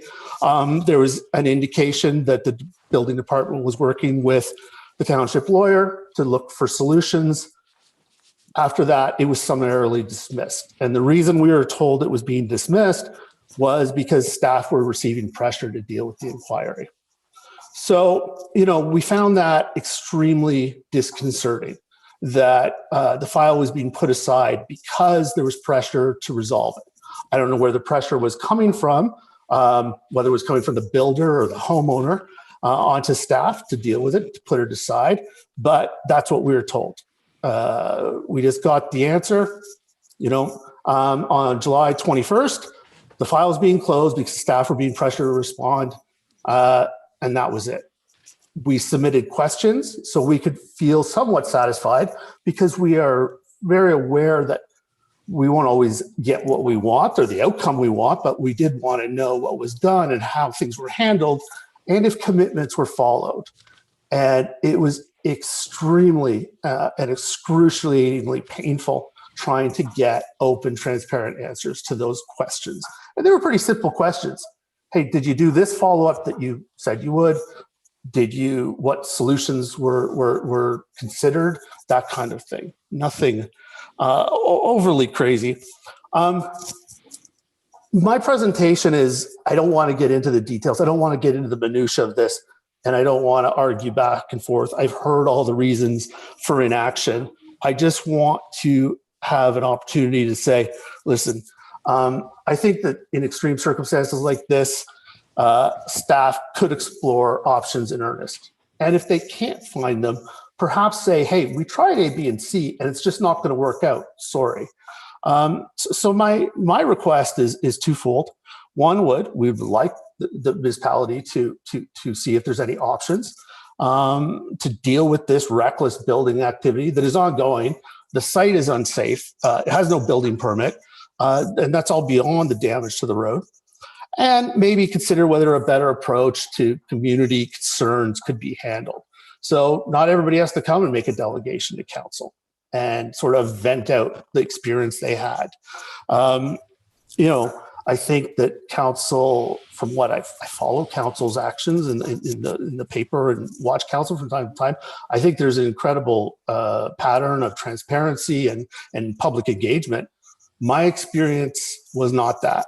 So I think that perhaps it's worth investigating whether there's a better way of handling circumstances, either mine or circumstances like this in general. And that's the end of good diatribe. Okay. No, Peter, thank you very much. We have heard your comments, and we're glad you could get that off your chest. I'm sorry that you had that kind of experience. I mean, I can honestly say in my 22 years or whatever it is on council that I've certainly never never seen the least bit of sign that that was a concern with staff ever. So, you know, I don't want to make excuses for anyone. We only have so much staff. We've got a whole township to look after. We're very small, and I'm just sorry that you indeed had that experience. And I think the message has gotten through to staff, and I'm sure everything will be done to make sure that that perception doesn't get out there again. And again, I'm sorry you felt that way. On behalf of all of council, I am indeed sorry. I think maybe in a different moon setting, we would go through this and it probably wouldn't have happened. I don't know. It's just one of those little blips in life's roadway, a speed bump. So, Peter, thank you very much. If any member of council would like to say anything, I'll ask for a motion to receive that delegation, and council will ask staff to hear the words very clearly. Carl? You're muted, Carl. Sorry about that. I would move to receive the delegation with disappointment, and maybe ask our CAO to report back to council and caucus at a near future meeting. Good. Thank you for that. A seconder to that motion, please. Heather? Just further to this motion, Mr. Price, we will probably won't be able to disclose the information we hear to you. So, but thanks for bringing it to our attention. Through you, Your Worship, I understand. Yeah, I understand. I understand that. And again, you through Your Worship, if I may, or to Your Worship, if I may, I think you hit on it. It's perception. Perhaps it's perception, but perception is how the township is presented. It's your image out there. And all I'm saying is maybe it's the right way or fits with how you want to be perceived doing business. Maybe it doesn't. It's worth a look, I believe. Yep. I hear you, Peter, and I think we all hear you, and we thank you for that. Motion on the floor. All in favor, please. That motion is approved. Peter, thank you very much. I look forward to a future delegation from you. Hopefully not. Maybe you'll say the total opposite. Thank you very much for being with us. Thank you. Okay, moving ahead, we other business and staff reports. Item 9.1 is first, and I'll turn it over to Alana about the former United Church property. Alana, go ahead. Thank you, Mr. Mayor, and through you, the recommendation of this report is that CAO 2021-30 report dated September 7th, 2021 regarding the former Warsaw United Church property be received. There was some direction. I did have some lengthy conversations with the property owner. We did talk about the challenges that are being faced right now with using that location for access. It was felt at this time in our discussions, none of that has really changed. There's still, lots of concerns with liability and that sort of thing. And it appears that the majority of the public has found the back dam, and this issue has, I'm not sure, entirely resolved itself, but it doesn't seem to be as prominent at this time. So it was decided that we wouldn't pursue any kind of an agreement to use that location for the general public. At this time, yeah. Okay, that's the motion. Could I have a motion, please? Tom, go ahead. Yes, I would like to make a motion that we follow the recommendation from our CAO. And in addition to that, that we look at in the 2022 budget of coming up with possible money to do some renovations at the back dam to make it more user-friendly to launch boats and possibly even parking. Motion's on the floor. To seconder, please. Carl? Any comment on the motion? All in favor? Yep. That motion is approved. 9.2, Martina, new procedural bylaw. Go ahead. Thank you, Mr. Mayor. Sorry about that. The report that's before you has the following recommendation. That the report dated September 7th regarding the use of the Committee of the Whole model be received, and that council provide comments and questions to staff no later than September 17th. And further, that a special meeting be held on September 28th to discuss the committee of the whole model and provide direction to staff. As council knows, we had formed a committee made up of Councillor Watson, CAO Alana Arthurs, and myself to review our procedural bylaw and overhaul it to make it a more modern and user-friendly document. As we were going through that practice, we came across a committee of the whole in our current bylaw, and wanted to have a chance to speak to council about it as to whether that's something we would like to revive or replace or remove. So I would like council to review the report, send me any comments and questions they may have so that I can do the research required, and then we can have a fulsome discussion on September 28th. Okay, that makes a lot of sense. So please contact Martina with your thoughts on that subject. I'm sure everyone's going to have their own thoughts, and we'll see what happens. Motion, Sheila? Yes, I would make a motion that we receive the report as presented and that council does reply to Martina by no later than the 17th with their thoughts on it. And a seconder to that, please. Tom, all in favor? That motion is approved. 9.3, sewage system re-inspections. Brian, are you? Oh, you are buried in the bottom there. We finally saw you. Good. Go ahead, Brian. Perfect, thank you. So I just wanted to provide a recap. We're at the end of this season for year 2, zone 2 sewage re-inspection program. And just with any program, especially enforcement programs, there's always challenges and hurdles, and the ongoing pandemic adding no difference of complexity to that. So just to recap, last year, 2020, we launched the program, moved forward despite the emergence of COVID-19. We did mail out letters for those in zone 1, outlined the stages of the inspections, process, that sort of thing. We had made an internal decision based on the policies and latitude that we had not to proceed with charging the type 1, type 2 fees. So we said, like, if somebody wasn't able to meet the criteria of the type 1, and they would have normally been charged in the original procedure to be charged $300, we omitted all that. So unless they were basically very blatantly uncompliant, we weren't going to charge the extra fee. Unfortunately enough, we didn't run into any circumstance where that extra fee was charged. So everybody was just charged $150. And based on the request from property owners, we deferred 67 inspections from 2020 to 2021. A lot of people feeling uneasy and seeing what COVID would bring over the year. Obviously, this is going on a lot longer than people thought. So we did get the 67 inspections from zone 1 completed at the very start of zone 2, and then proceeded onwards with the zone 2. So we brought in Lindsay Burt. He left the township in early April to pursue his endeavors. So we brought him back to train our intern building official that we hired over the summer to conduct those inspections. So the only other caveat to this whole zone 2 year was that, based on public health guidance and the fact that COVID is emergent in sewage, untreated sewage, is that exposing the tank lids to the septic systems was not possible. It's not safe. It's just not something that we could be doing. So for the safety of our staff, we made the decision to omit that. And I know that was a big platform that we originally pursued when we launched this program originally. Unfortunately, it's just safety of staff have to take priority here. So we just can't do it. So there was some vocal minorities that felt that the fee should be reduced based on that. So I just wanted to provide a bit of an outline, which is in the report, about how long these inspections take.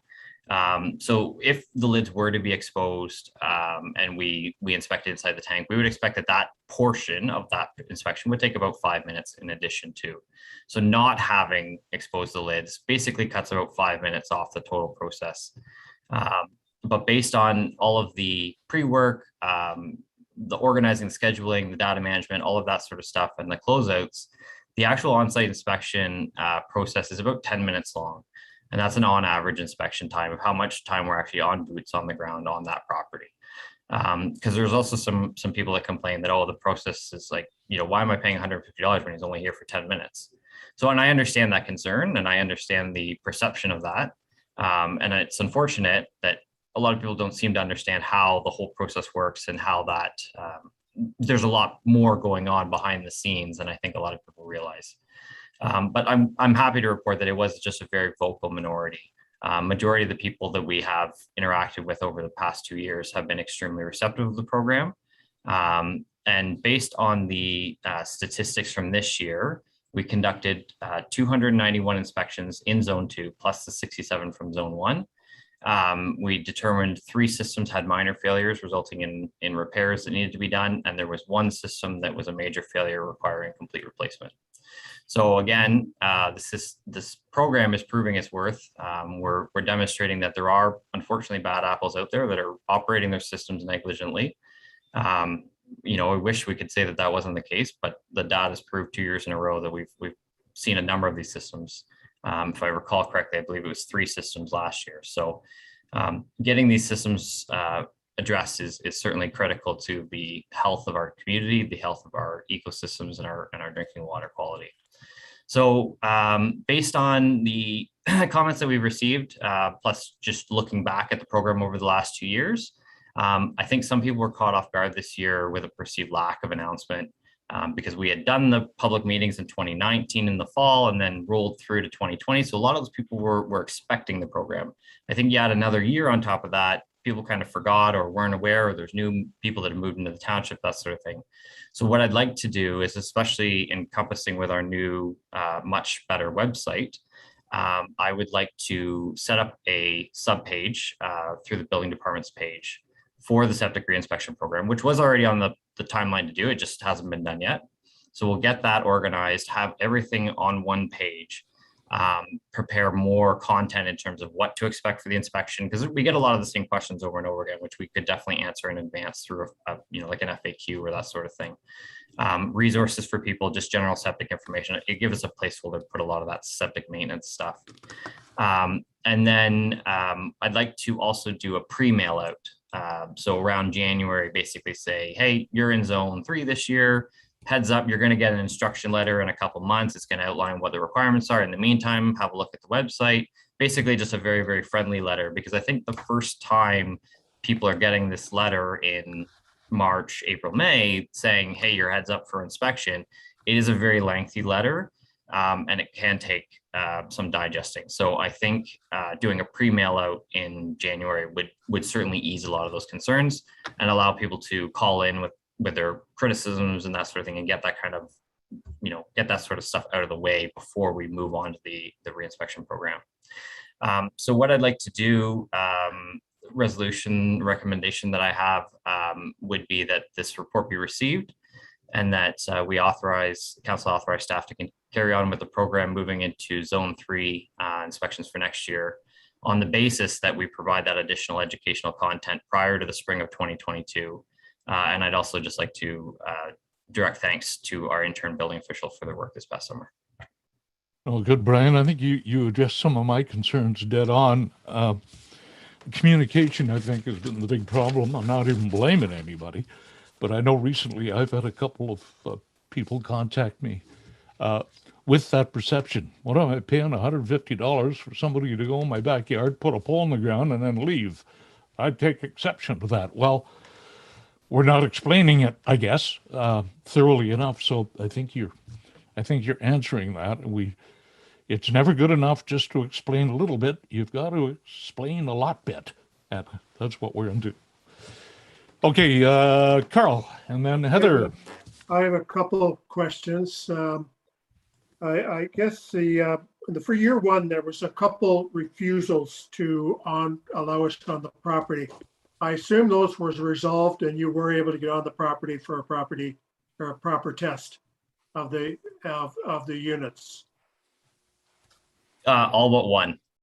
All but one. So there's still one we're following up. Is that are we following up with legal, or how is that being handled? Yeah, I guess just on the basis that this is a public meeting, I don't know to the extent that I should answer that question necessarily. Okay. Well, maybe at our next meeting in caucus, we could get an update on that. Yeah, absolutely. The second question I have, and I recognize the fact that we can't lift covers in COVID. However, I have serious concern with that. there's no way of not knowing whether the baffle in the tank is working or not by not lifting the cover. And if somebody is hiding something in anticipation of selling a property next year, a repaired baffle might cost $1,000 or $1,500. But if it's not repaired and the sewage goes into the weepers, that's a brand new system, could be anywhere from 20 to 25,000. And I think looking into that tank, every time I empty our tank, that's the most important thing being there. I'm there with the sewage remover so that we know exactly what's going on. And that was the opinion of a very experienced ratepayer as well, raising that concern. And I just wonder, how can we really know whether these units, many of the units this year where we didn't look in, actually are hidden failures and we don't know about it? Yeah, I mean, it's a very difficult, it's a balancing act, right? It's not something, that's why we'd like to open the lids if we could, right? It would be ideal. It's a balancing act between whether we suspend the program entirely, based on the fact that we can't open the lids this year, most likely probably not next year either. Or do we carry on and do as much as we can do going forward? It's a tough decision to make. But the fact that we're still seeing systems that have failed without having to open the tank lids points to me in the fact that this whole program is urgent. If we had the resources, ideally, we would do the whole township in 1 year, because the amount of system failures we're seeing is not in proportion with what the Ontario On-Site Wastewater Treatment Association suggested we would have seen. We're seeing a higher percentage of failures. So I'm hoping that by the time we get down into the lower levels of the township, away from the cottages and the seasonal recreational properties, I'm hoping that we get into a lower failure rate, but I really don't know, to be honest. Okay. One Again, more Carl? supplementary.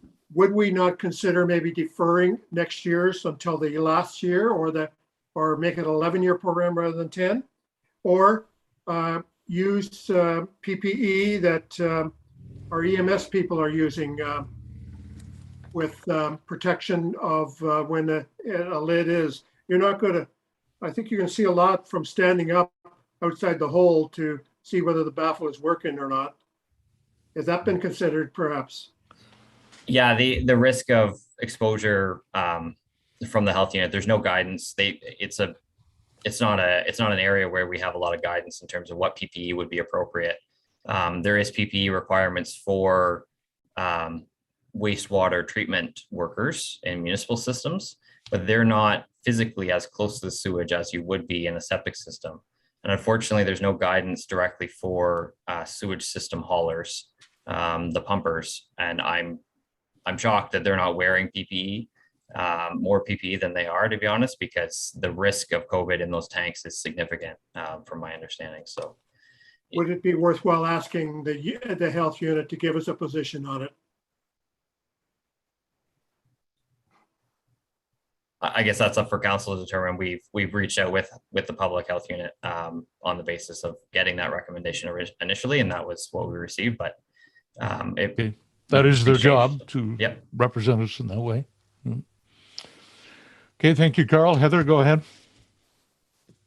Thank you, Your Worship. Through you, Brian, you mentioned about communication and kind of getting ahead of it a little bit sooner, and I think that that's quite prudent. I wonder, however, if there is an opportunity. Now, the opportunity is passed for Zone 3, but for Zone 4, where if you're sending out the letter in January, but in 2022 of spring, when the tax bill go out, that Zone 4 gets an insert specific saying your zone is coming up in 2023, and then they get the letter in January of 2023 to reconfirm that. I found feedback I've heard from residents for zones 1 and 2 was, if we had have known, we wouldn't have gone to the trouble of uncovering and pumping this year. We would have deferred another year because we are responsible owners, and we could have done that. just to save that scavenger hunt of taking it up again or what have you. Is that something that we could potentially incorporate? Yeah, to be honest, I'm not 100% familiar with whether or not the batching system of how the tax bills go out and the envelope stuffing system would work. I think we might have to send a separate letter, which is fine. That's not a problem. $300 nominal cost basically to mail out 300 letters. So it's not the end of the world to get a year ahead on that that pre-list, basically, to say, like you said, if we send out in January, we send the pre-mail out to say your year is this year, and then for year 4 we'll say your year is next year, and I think that's fine. Like, there's no issue with getting a year ahead like that. And maybe, yeah, and and then we kind of just continue onward like that for year 4, year 5 kind of thing, keep going. So I'm fine with that too. It's communication is everything. Absolutely. Okay, we're open for a motion. You see the suggested motion. What is council's favor here? Go ahead, somebody. Go ahead, girl. I would move the recommendation and also inquire about some of the suggestions that we made during the meeting here tonight. Okay, seconder, please. Heather. All in favor? That motion is approved. Thank you. Okay, we turn things over to Fire Chief Chuck. Now, Station 2 heating. Fire Chief Chuck, it's all yours. Good evening. Thank you, Your Worship. This is just an information report. Follows our procurement policy. So this is the Station 2 revitalization program with a $100,000 grant we received from the federal and provincial governments. So because of the procurement policy being in the amount that the purchase would be to put these heaters in, we sent out an RFQ, and the report shows you the results. And based on those 3 bids that we received, we have awarded that to our local Ray Johnson as the cheapest installation, and it'll be put into 2 phases, one being the hanging heaters in the shop for public works side and the fire side, as they will be a separated building moving forward. And then once the interior portion is built, there'll be a furnace with an HRV system for the bunker room, washrooms, and office. So. Okay, no, good. Thanks for that, Chuck. Very thorough.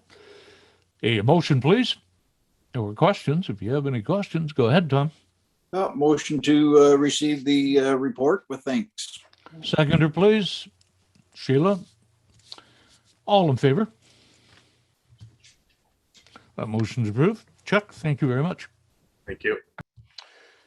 We move to certainly one of my favorite people, the favorite treasurers. That's Paul. Are you there? He is. And this is about the schedule for the 2022 budget. Paul, it's all yours. Thank you, Your Worship. It was still strange to write 2022. I think I wrote 2021 in the title a few times. It even sounds funny, doesn't it? Yeah. So the schedule or this report's fairly straightforward in that it is to set out the schedule for the process that we will undertake as a township to pass and to adopt the 2022 budget. What you will see, though, is it will be a little bit different from previous years in that the target will be to have a budget in place and passed by the end of 2021. There in the past, at least in my experience, it's been more March, even maybe April, until the budget has been passed, and almost through no one's fault of their own. But I do think this will be a change in the approach to get it completed by the end of the year. It is ambitious. It will be a tighter schedule, both for staff and for council. But I think it's definitely my preferred approach. I laid out some of the benefits in the report.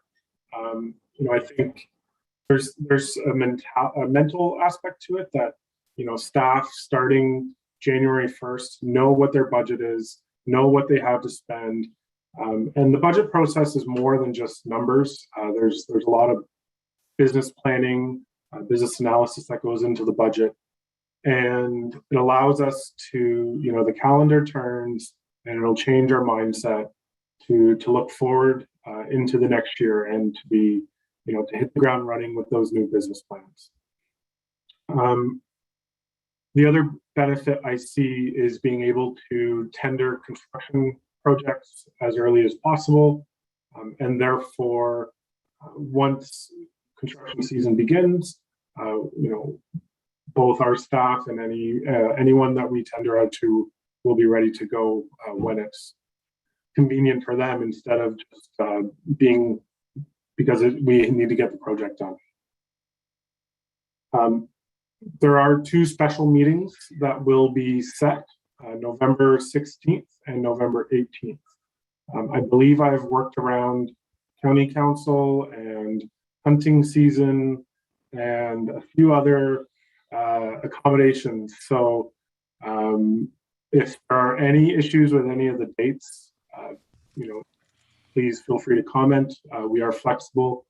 And then the only other thing I want to point out is I have a date of November 25th. And there I talk about where I'm requesting this a deadline for council to provide any questions to staff. Obviously, if something comes up after, that's going to be okay. You have the ability to ask questions on the spot. But my vision for the meeting on December 9th is that we will follow a agenda that has been created through the questions or recommendations for change that council has submitted. And we will go kind of question by question, and it's organized. And then obviously if anything comes up from those discussions, that's totally okay. But this allows us to respond to those questions and to develop an agenda for the December 9th meeting. So if there's any questions or comments, I'm happy to answer them. Good for you, Paul. I like the way you think. We need some streamlining here, and let's just stick with the facts and be organized about this. So good for you, Paul. Heather, go ahead. Thank you, Your Worship. Through you, this is, I say long overdue, but it's definitely welcome to see. In terms of the special meetings that you have for those public meetings in November, are those, assuming council approves this evening, those would be fixed dates that we would now be able to begin to tell and communicate, or is there some still potential that those dates may change? I had a little bit of a hard time hearing the question. And let me turn up my volume. Sure. I'm assuming the rest of you can hear me, or if it's on my end. My question is just around the dates of those public meetings. And once council, assuming council approves the report before us this evening, would those two public meeting dates in November be fixed dates? And we would be able to begin communicating that to residents so that they too can plan ahead for that. So I will actually correct you a little bit. Those two dates are not going to be the public portion. One of the changes from last year, I know that's how we did it last year, but we were under a bit of a time crunch. And I also, it was a new process for you guys, new process for me a little bit, trying out that approach. And I found it, for lack of a better word, awkward to not give council an opportunity to see the budget, to receive the budget before the public portion.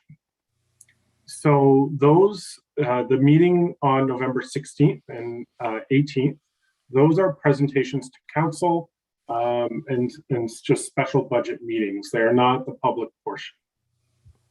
And then where the public portion will come in is December 9th. There will be a special public meeting at that time. And my vision is that will happen first. Any comments from the public can be received. And then afterwards, council can go into budget deliberation. This also allows for those comments from the public to be received and assessed prior to the December 21st meeting. I think I did say in my conclusion that, if there's a lot of comments received, if the actual adoption needs to be pushed out into January, but we have a very close to final budget, that's kind of where we can be flexible if we get a lot of comments. If we don't, and everyone's comfortable around the table, the target would be December 21st. No, I think it's very transparent and open, and obviously the meetings aren't closed. The November 16 and 18, people can listen in then as well. So, okay, one more comment. Carl, go ahead.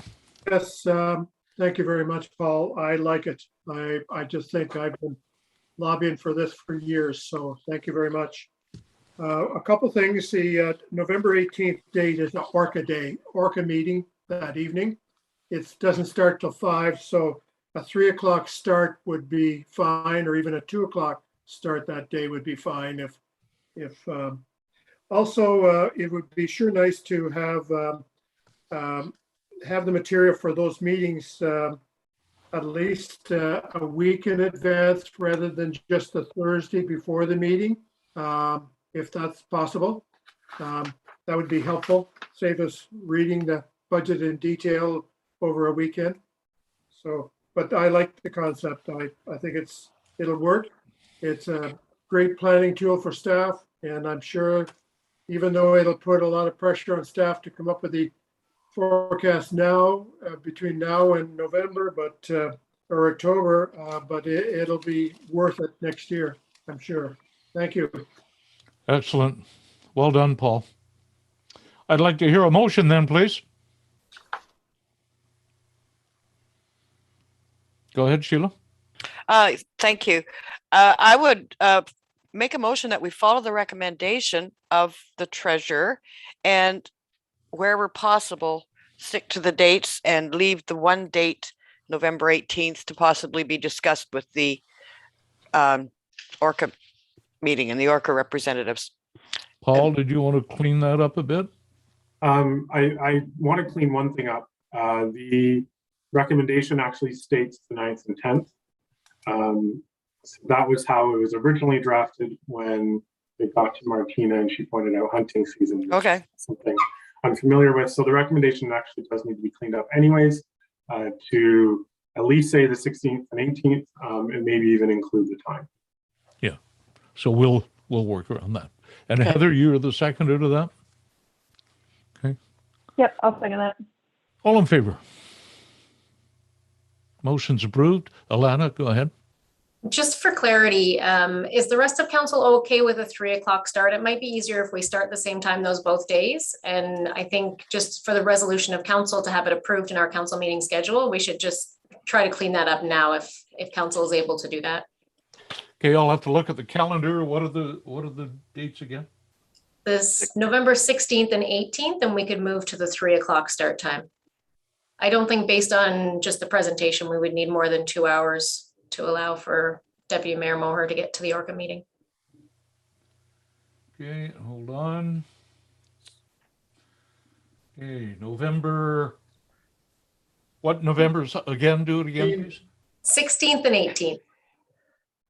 16 and 18. Yep, we're good. Everybody okay with that, Sheila? Is that at 3 o'clock on both days? Yes. So it's a 2-hour discussion prior to council. So Martina will send out invites for that. Okay. Okay. Thank you. Paul, thank you very much. I notice a gleam in your eye when you talk budget. Better than auto. It's like making the playoffs. Yeah. Okay, thank you for that very much. Financial update. Paul, you're on again. Thank you, Your Worship.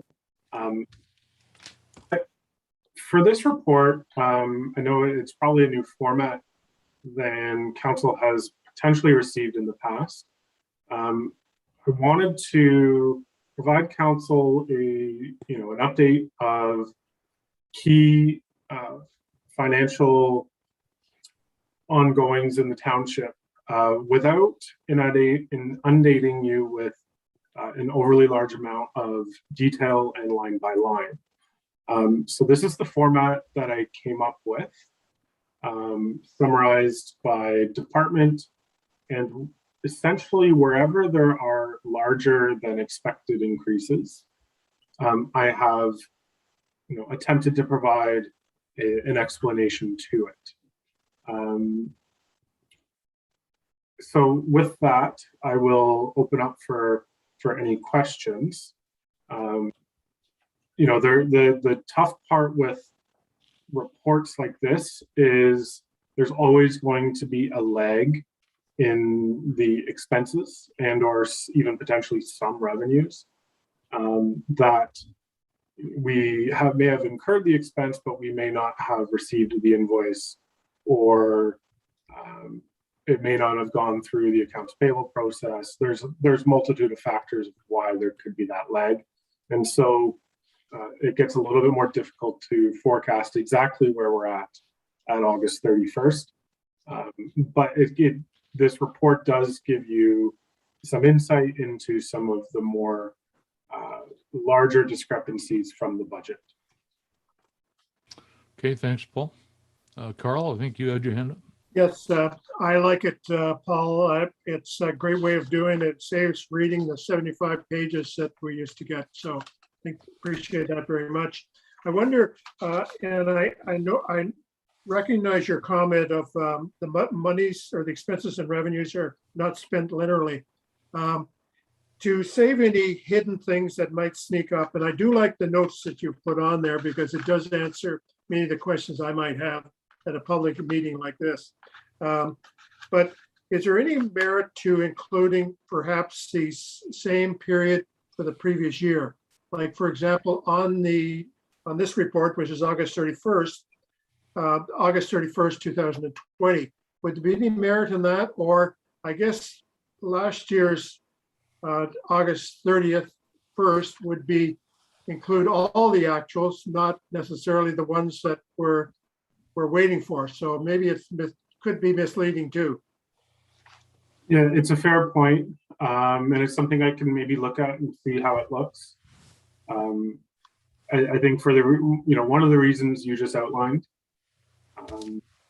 The other reason is each budget is different. Yeah, that's true. So 1 year there might be a big study in place, and there might have been $50,000 spent on that study, but this year there's zero. So it's going to look, very lopsided for that reason. And then you start to get into having to explain all those discrepancies. And so it is a balance. Whereas something like hydro could be telling of where things are at. So some things are linear and could be valuable, but I'm trying to find that balance here of providing you the sufficient detail to give you an update without going overboard. No, I appreciate the summary. It works well for me. Okay. Any other questions? Motion, please. Go ahead, Tom. Motion to receive the report with thanks. Seconder, please. Carl. Yep. All in favor? That motion is approved. 9.7. Mike, are you down on the screen? There you are. Yeah. Not a very good signal, but at least we've got you. Warsaw Community Center reopening. That's the subject at hand. So, Mike, it's all yours. Yeah, as many as you guys know, the Warsaw Community Center had been closed early 2020 due to the pandemic, with all the provincial restrictions on gatherings and recreational events. We have not reopened the facility since.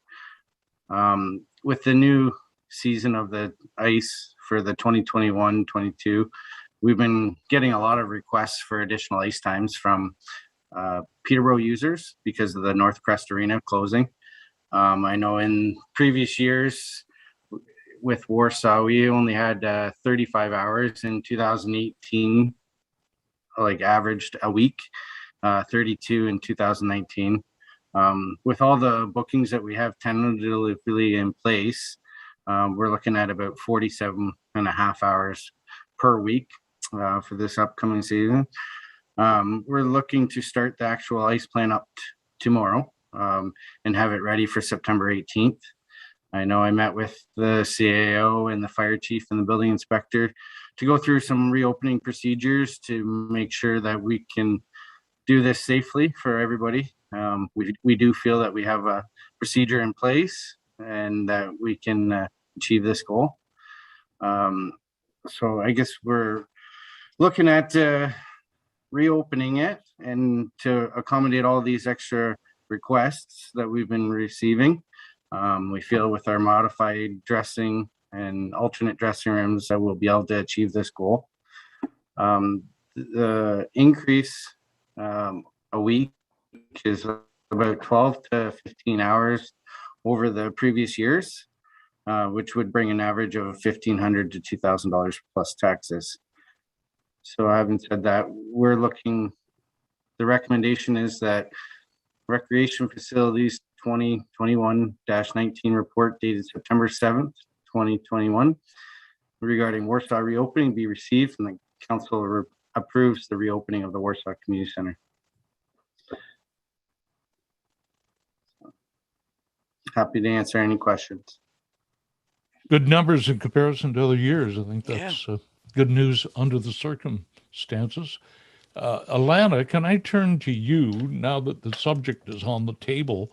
I know there's been some fairly good chatter from minor hockey people, both locally and elsewhere, about increasing numbers. How is that standing now? Through your worship, there definitely has been lots of chatter. As recently as today, there's been a number of emails that have gone back and forth.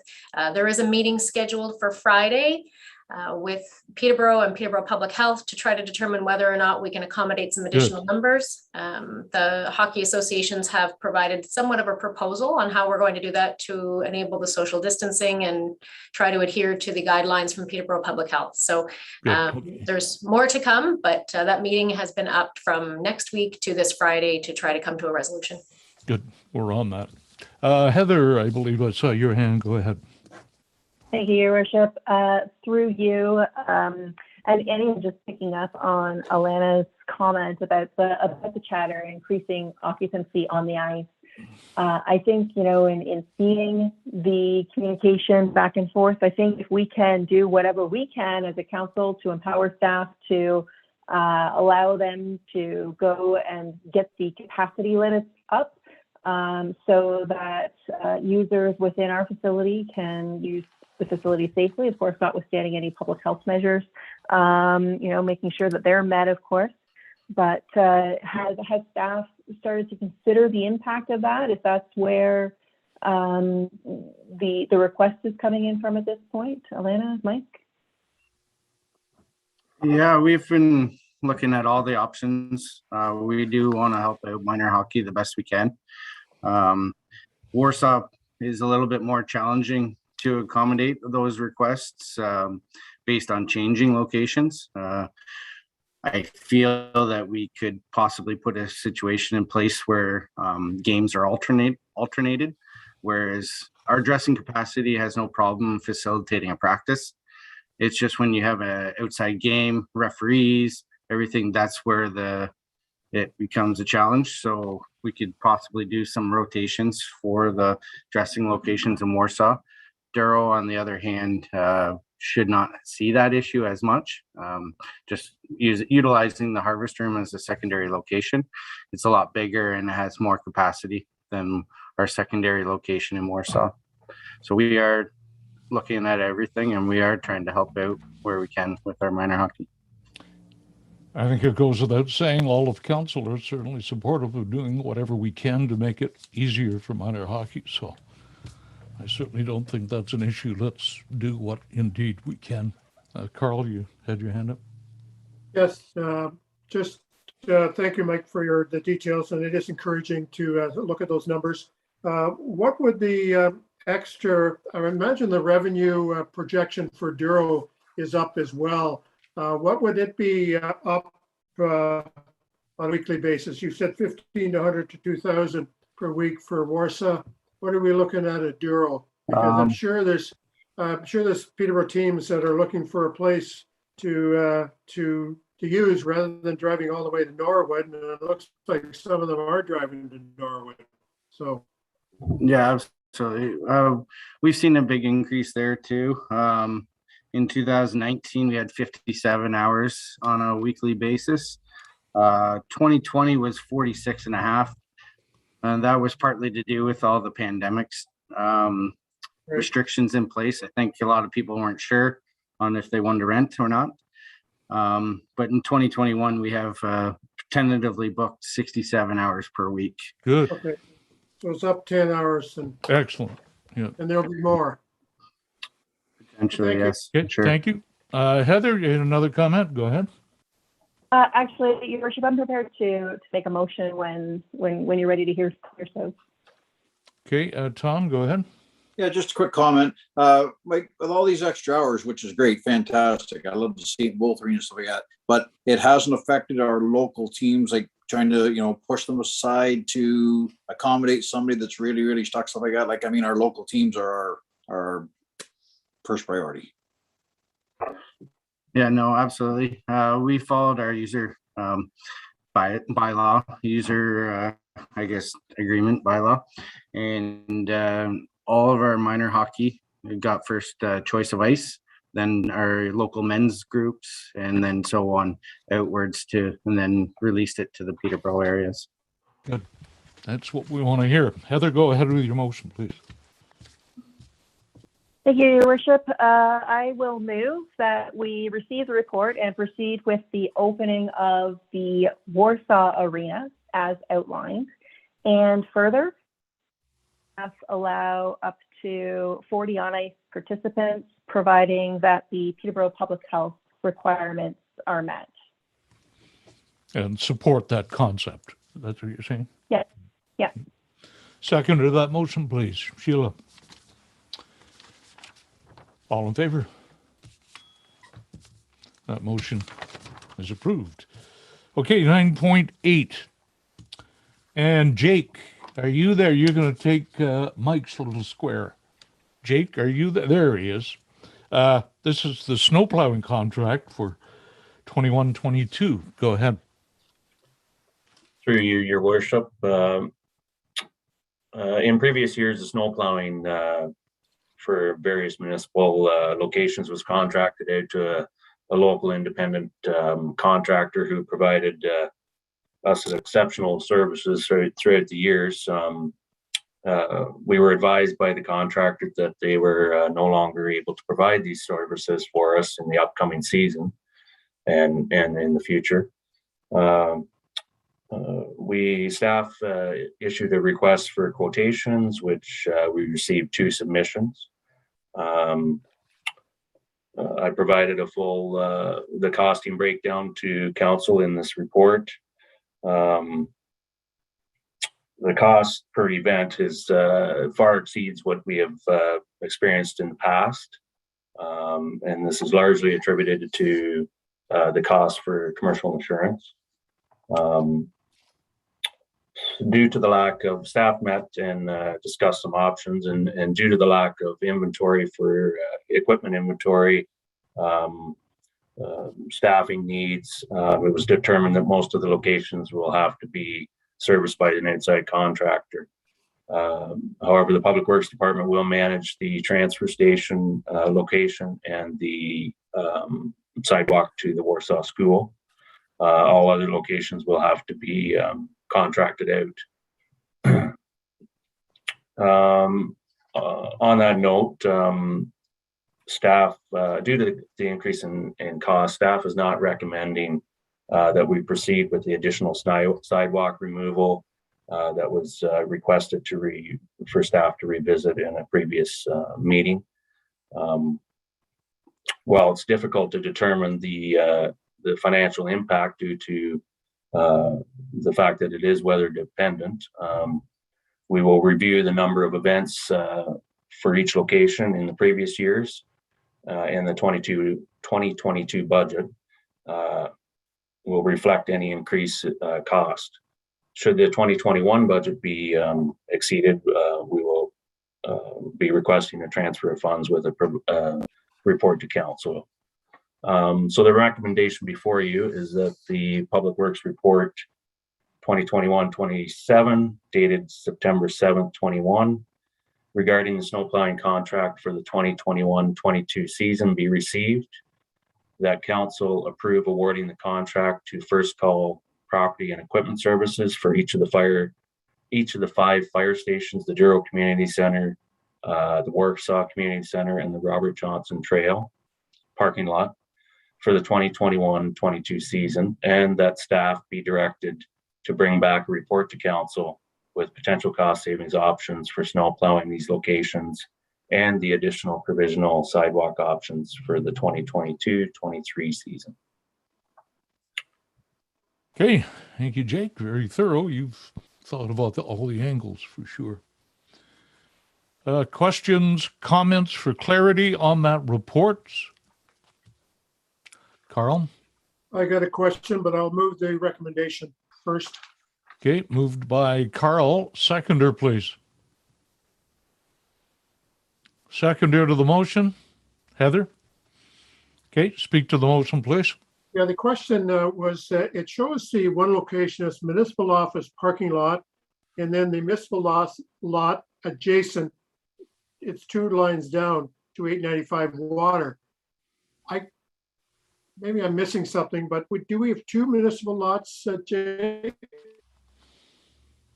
Yes, that's correct. There's the municipal lot at the offices, opposite of the office of the building, and then down at the cenotaph, where the post office boxes are, and beside the dam. parcels home there. Okay. Yeah. Okay, sorry. Yeah. Okay, the motion's on the floor. Any other comments on the motion, please? All in favor? That motion is approved. Okay, Jake, thank you very much. That was good detail. Thank you very much. Committee minutes, other reports. We have Carl with a quick update on county matters. Go ahead. I guess the only thing I want to report, you've probably been on county roads that there's been construction on over the last little while. There's a lot of activity going on.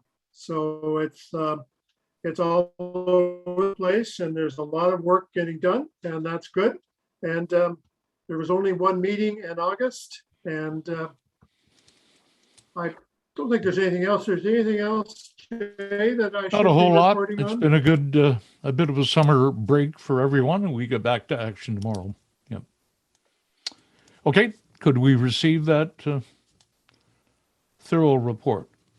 Tom and Sheila, all in favor? That motion's approved. Okay, we are starting to round the meeting out here a bit. 10.2, I'm going to ask for a motion to receive the staff reports. They have been available to everyone to have a thorough read, and I would ask you for one motion to receive them all. Heather, go ahead. Your worship, I will move to receive all of the reports. Seconder? I have a question though, Carl will second it, and you can have a question. or I guess really a comments. On Alana's report, it's good that you met with Greenview, Alana, about the Fire Hall Public Works. I assume in the near future, we'll probably have a chance to review what we're looking at there, because I think there's, we in council, the original proposal, the cost of it was so much that we figured we could never afford it. But I think each of us have ideas that we could probably cut that cost somewhat. So hopefully we'll have an opportunity to look at that in the not too distant future. Also, I noticed at the community center, there's a reference to lighting updated at both the Douro and Warsaw arenas. Those updates, lighting updates were done just 2 or 3, maybe 4 years ago. And I'm just wondering if we put in the wrong lighting or what happened there. I know there was some discussion about the lighting not being bright enough, but I would, as long as the parties know that what we're faced with there, because I think we even got a government grant to help us with that. So, and the other thing, I wanted to thank Chuck for putting in last year's comparison for the calls. And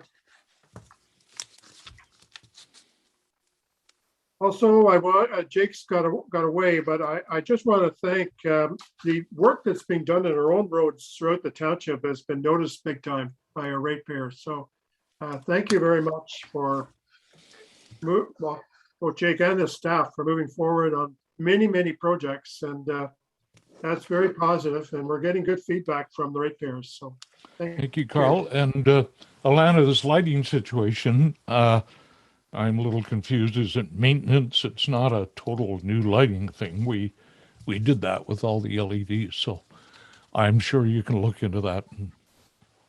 Right, Mike? Are you? Yeah. Yeah. Did you buy a package of light bulbs? Is that what this boils down to? No, it was a funding opportunity that we were looking for energy efficiencies throughout the whole facilities. We currently had the T5s put in place, but there is LED options out there, and this would be a fully funded grant opportunity to do all of this. So it was just an option to try to brighten the facilities even more and be more efficient. It's on top of what we did a number of years ago. Correct. So we'd be replacing the current bulbs in the fluorescent fixtures. No. I think it's just adding to it. We'd be totally replacing the fixtures from the T5 bulbs and ballasts to strictly LED fixtures. That's okay. Motion's on the floor. I'm going to call for the vote. All in favor? That is approved. Library committee minutes of January, February, April, May, and July. We must have had Marches. That's the only one missing. Carl? Move to receive. Seconder? Sheila? All in favor? Approved. Police Service Board minutes from the 12th of August are before you. Tom? Motion to approve or receive. Heather is the seconder. All in favor? Approved. Report and capital project status from September of 21. Carl? Move to receive with thanks. Sheila, you'll second that? Yep. With thanks. All in favor? Approved. Planning Committee minutes, August 27th of 2021. I had my hand up. Sheila and Heather, all in favor? Approved. And we have just a short little video that we made. I'm going to give Martina a chance here to push the right buttons. And this little video will be going on our website as well. It's not rocket science. It's just a little bit of a way to say thank you. So, Martina, you push whatever button you need to push, and we'll watch it.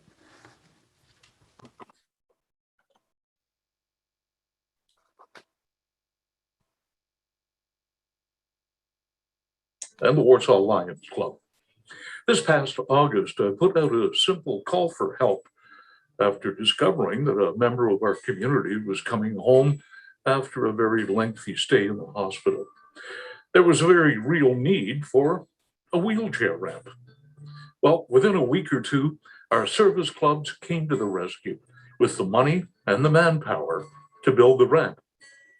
Our chief building official also came to the table by acquiring the proper plans and overseeing the project.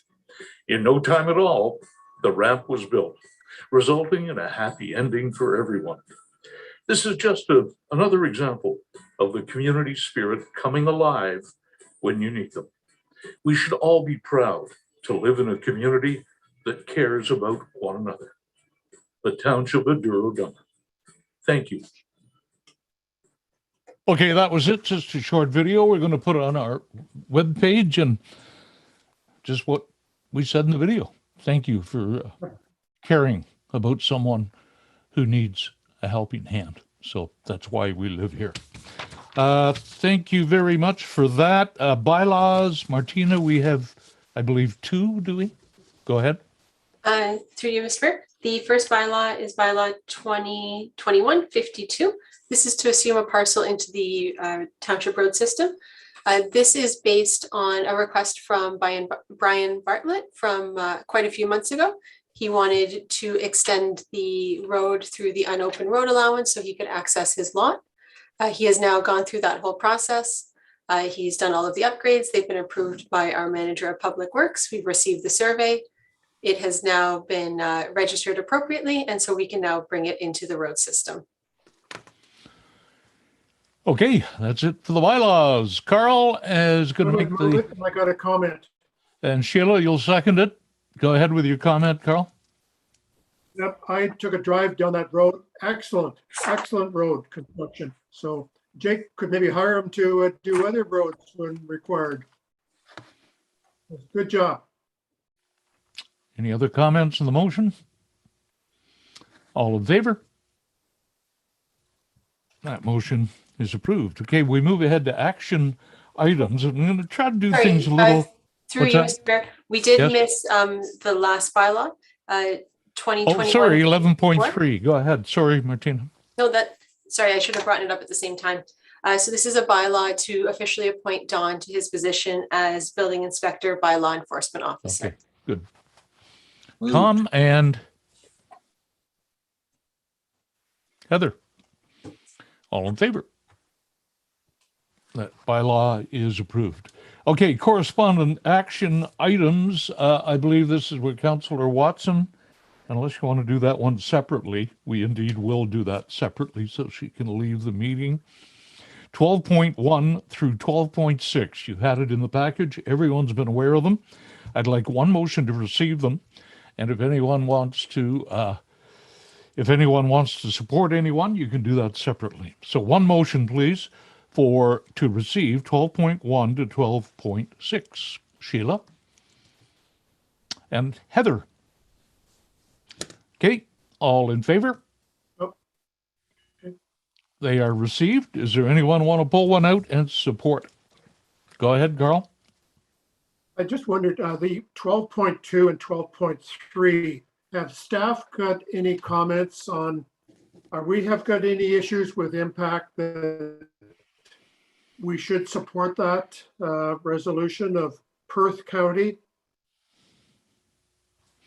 Paul, are you there still? Through your worship, Deputy Mayor Moore, I don't have any issues personally. Like, I haven't come across any issues with MPAC. I could speak to Carol Ann and see, she has been a little bit more front facing with them in the last little while, just on the day-to-day stuff, but I could see if she has any comments. Sure. And we can bring it back to the next meeting if there's okay. stuff. Is that good? Yep. Okay, anybody else on any of the others? We have officially received them. Okay, for the record, 12.7, Councillor Watson will now be leaving the meeting. Martina, how are you going to do that? Do you have a zapper? There, that was quick. Very good. Oh, very good. This is Kawartha Chamber. Local business supporter sponsorship. It's a request for the township to participate as a sponsor. I do know the county is already doing that. So what's your flavor? County money's our money. Mm-hmm. Carl? I believe we've done this in the past number of years, and it's a way of demonstrating to those businesses in our community who are active community members. And I would support support the request. Okay, so we have a seconder to that. Tom? Is there any discussion on the motion? All in favor? That motion is approved. Okay. Heather, can you zap her button again? There she is, right back with us. Thank you. Correspondence information items, again, they're in everyone's package and been quite available to everyone. A motion, please, for items 13.1 through 13.7. Motion to receive them all. And seconder, please. Carl. All in favor? That motion's approved to receive that correspondence.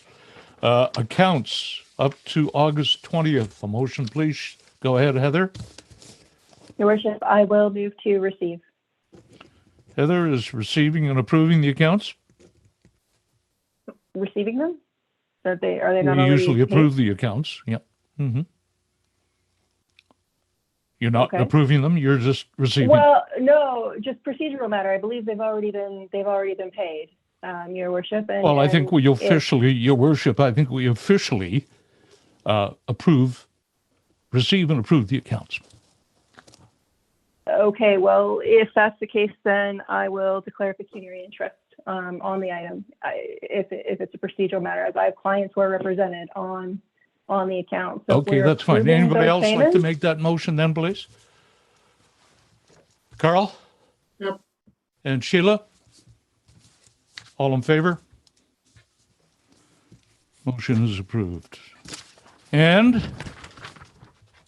any notices of motion from anyone? Any community announcements of community interest? Carl? Just a comment.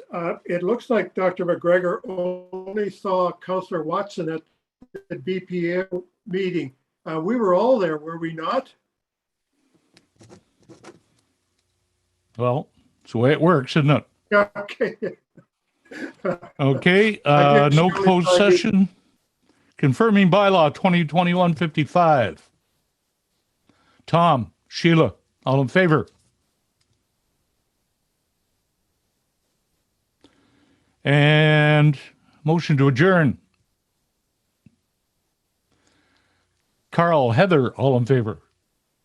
That motion's approved. Okay, that is going to be it, everyone. Thank you all very much.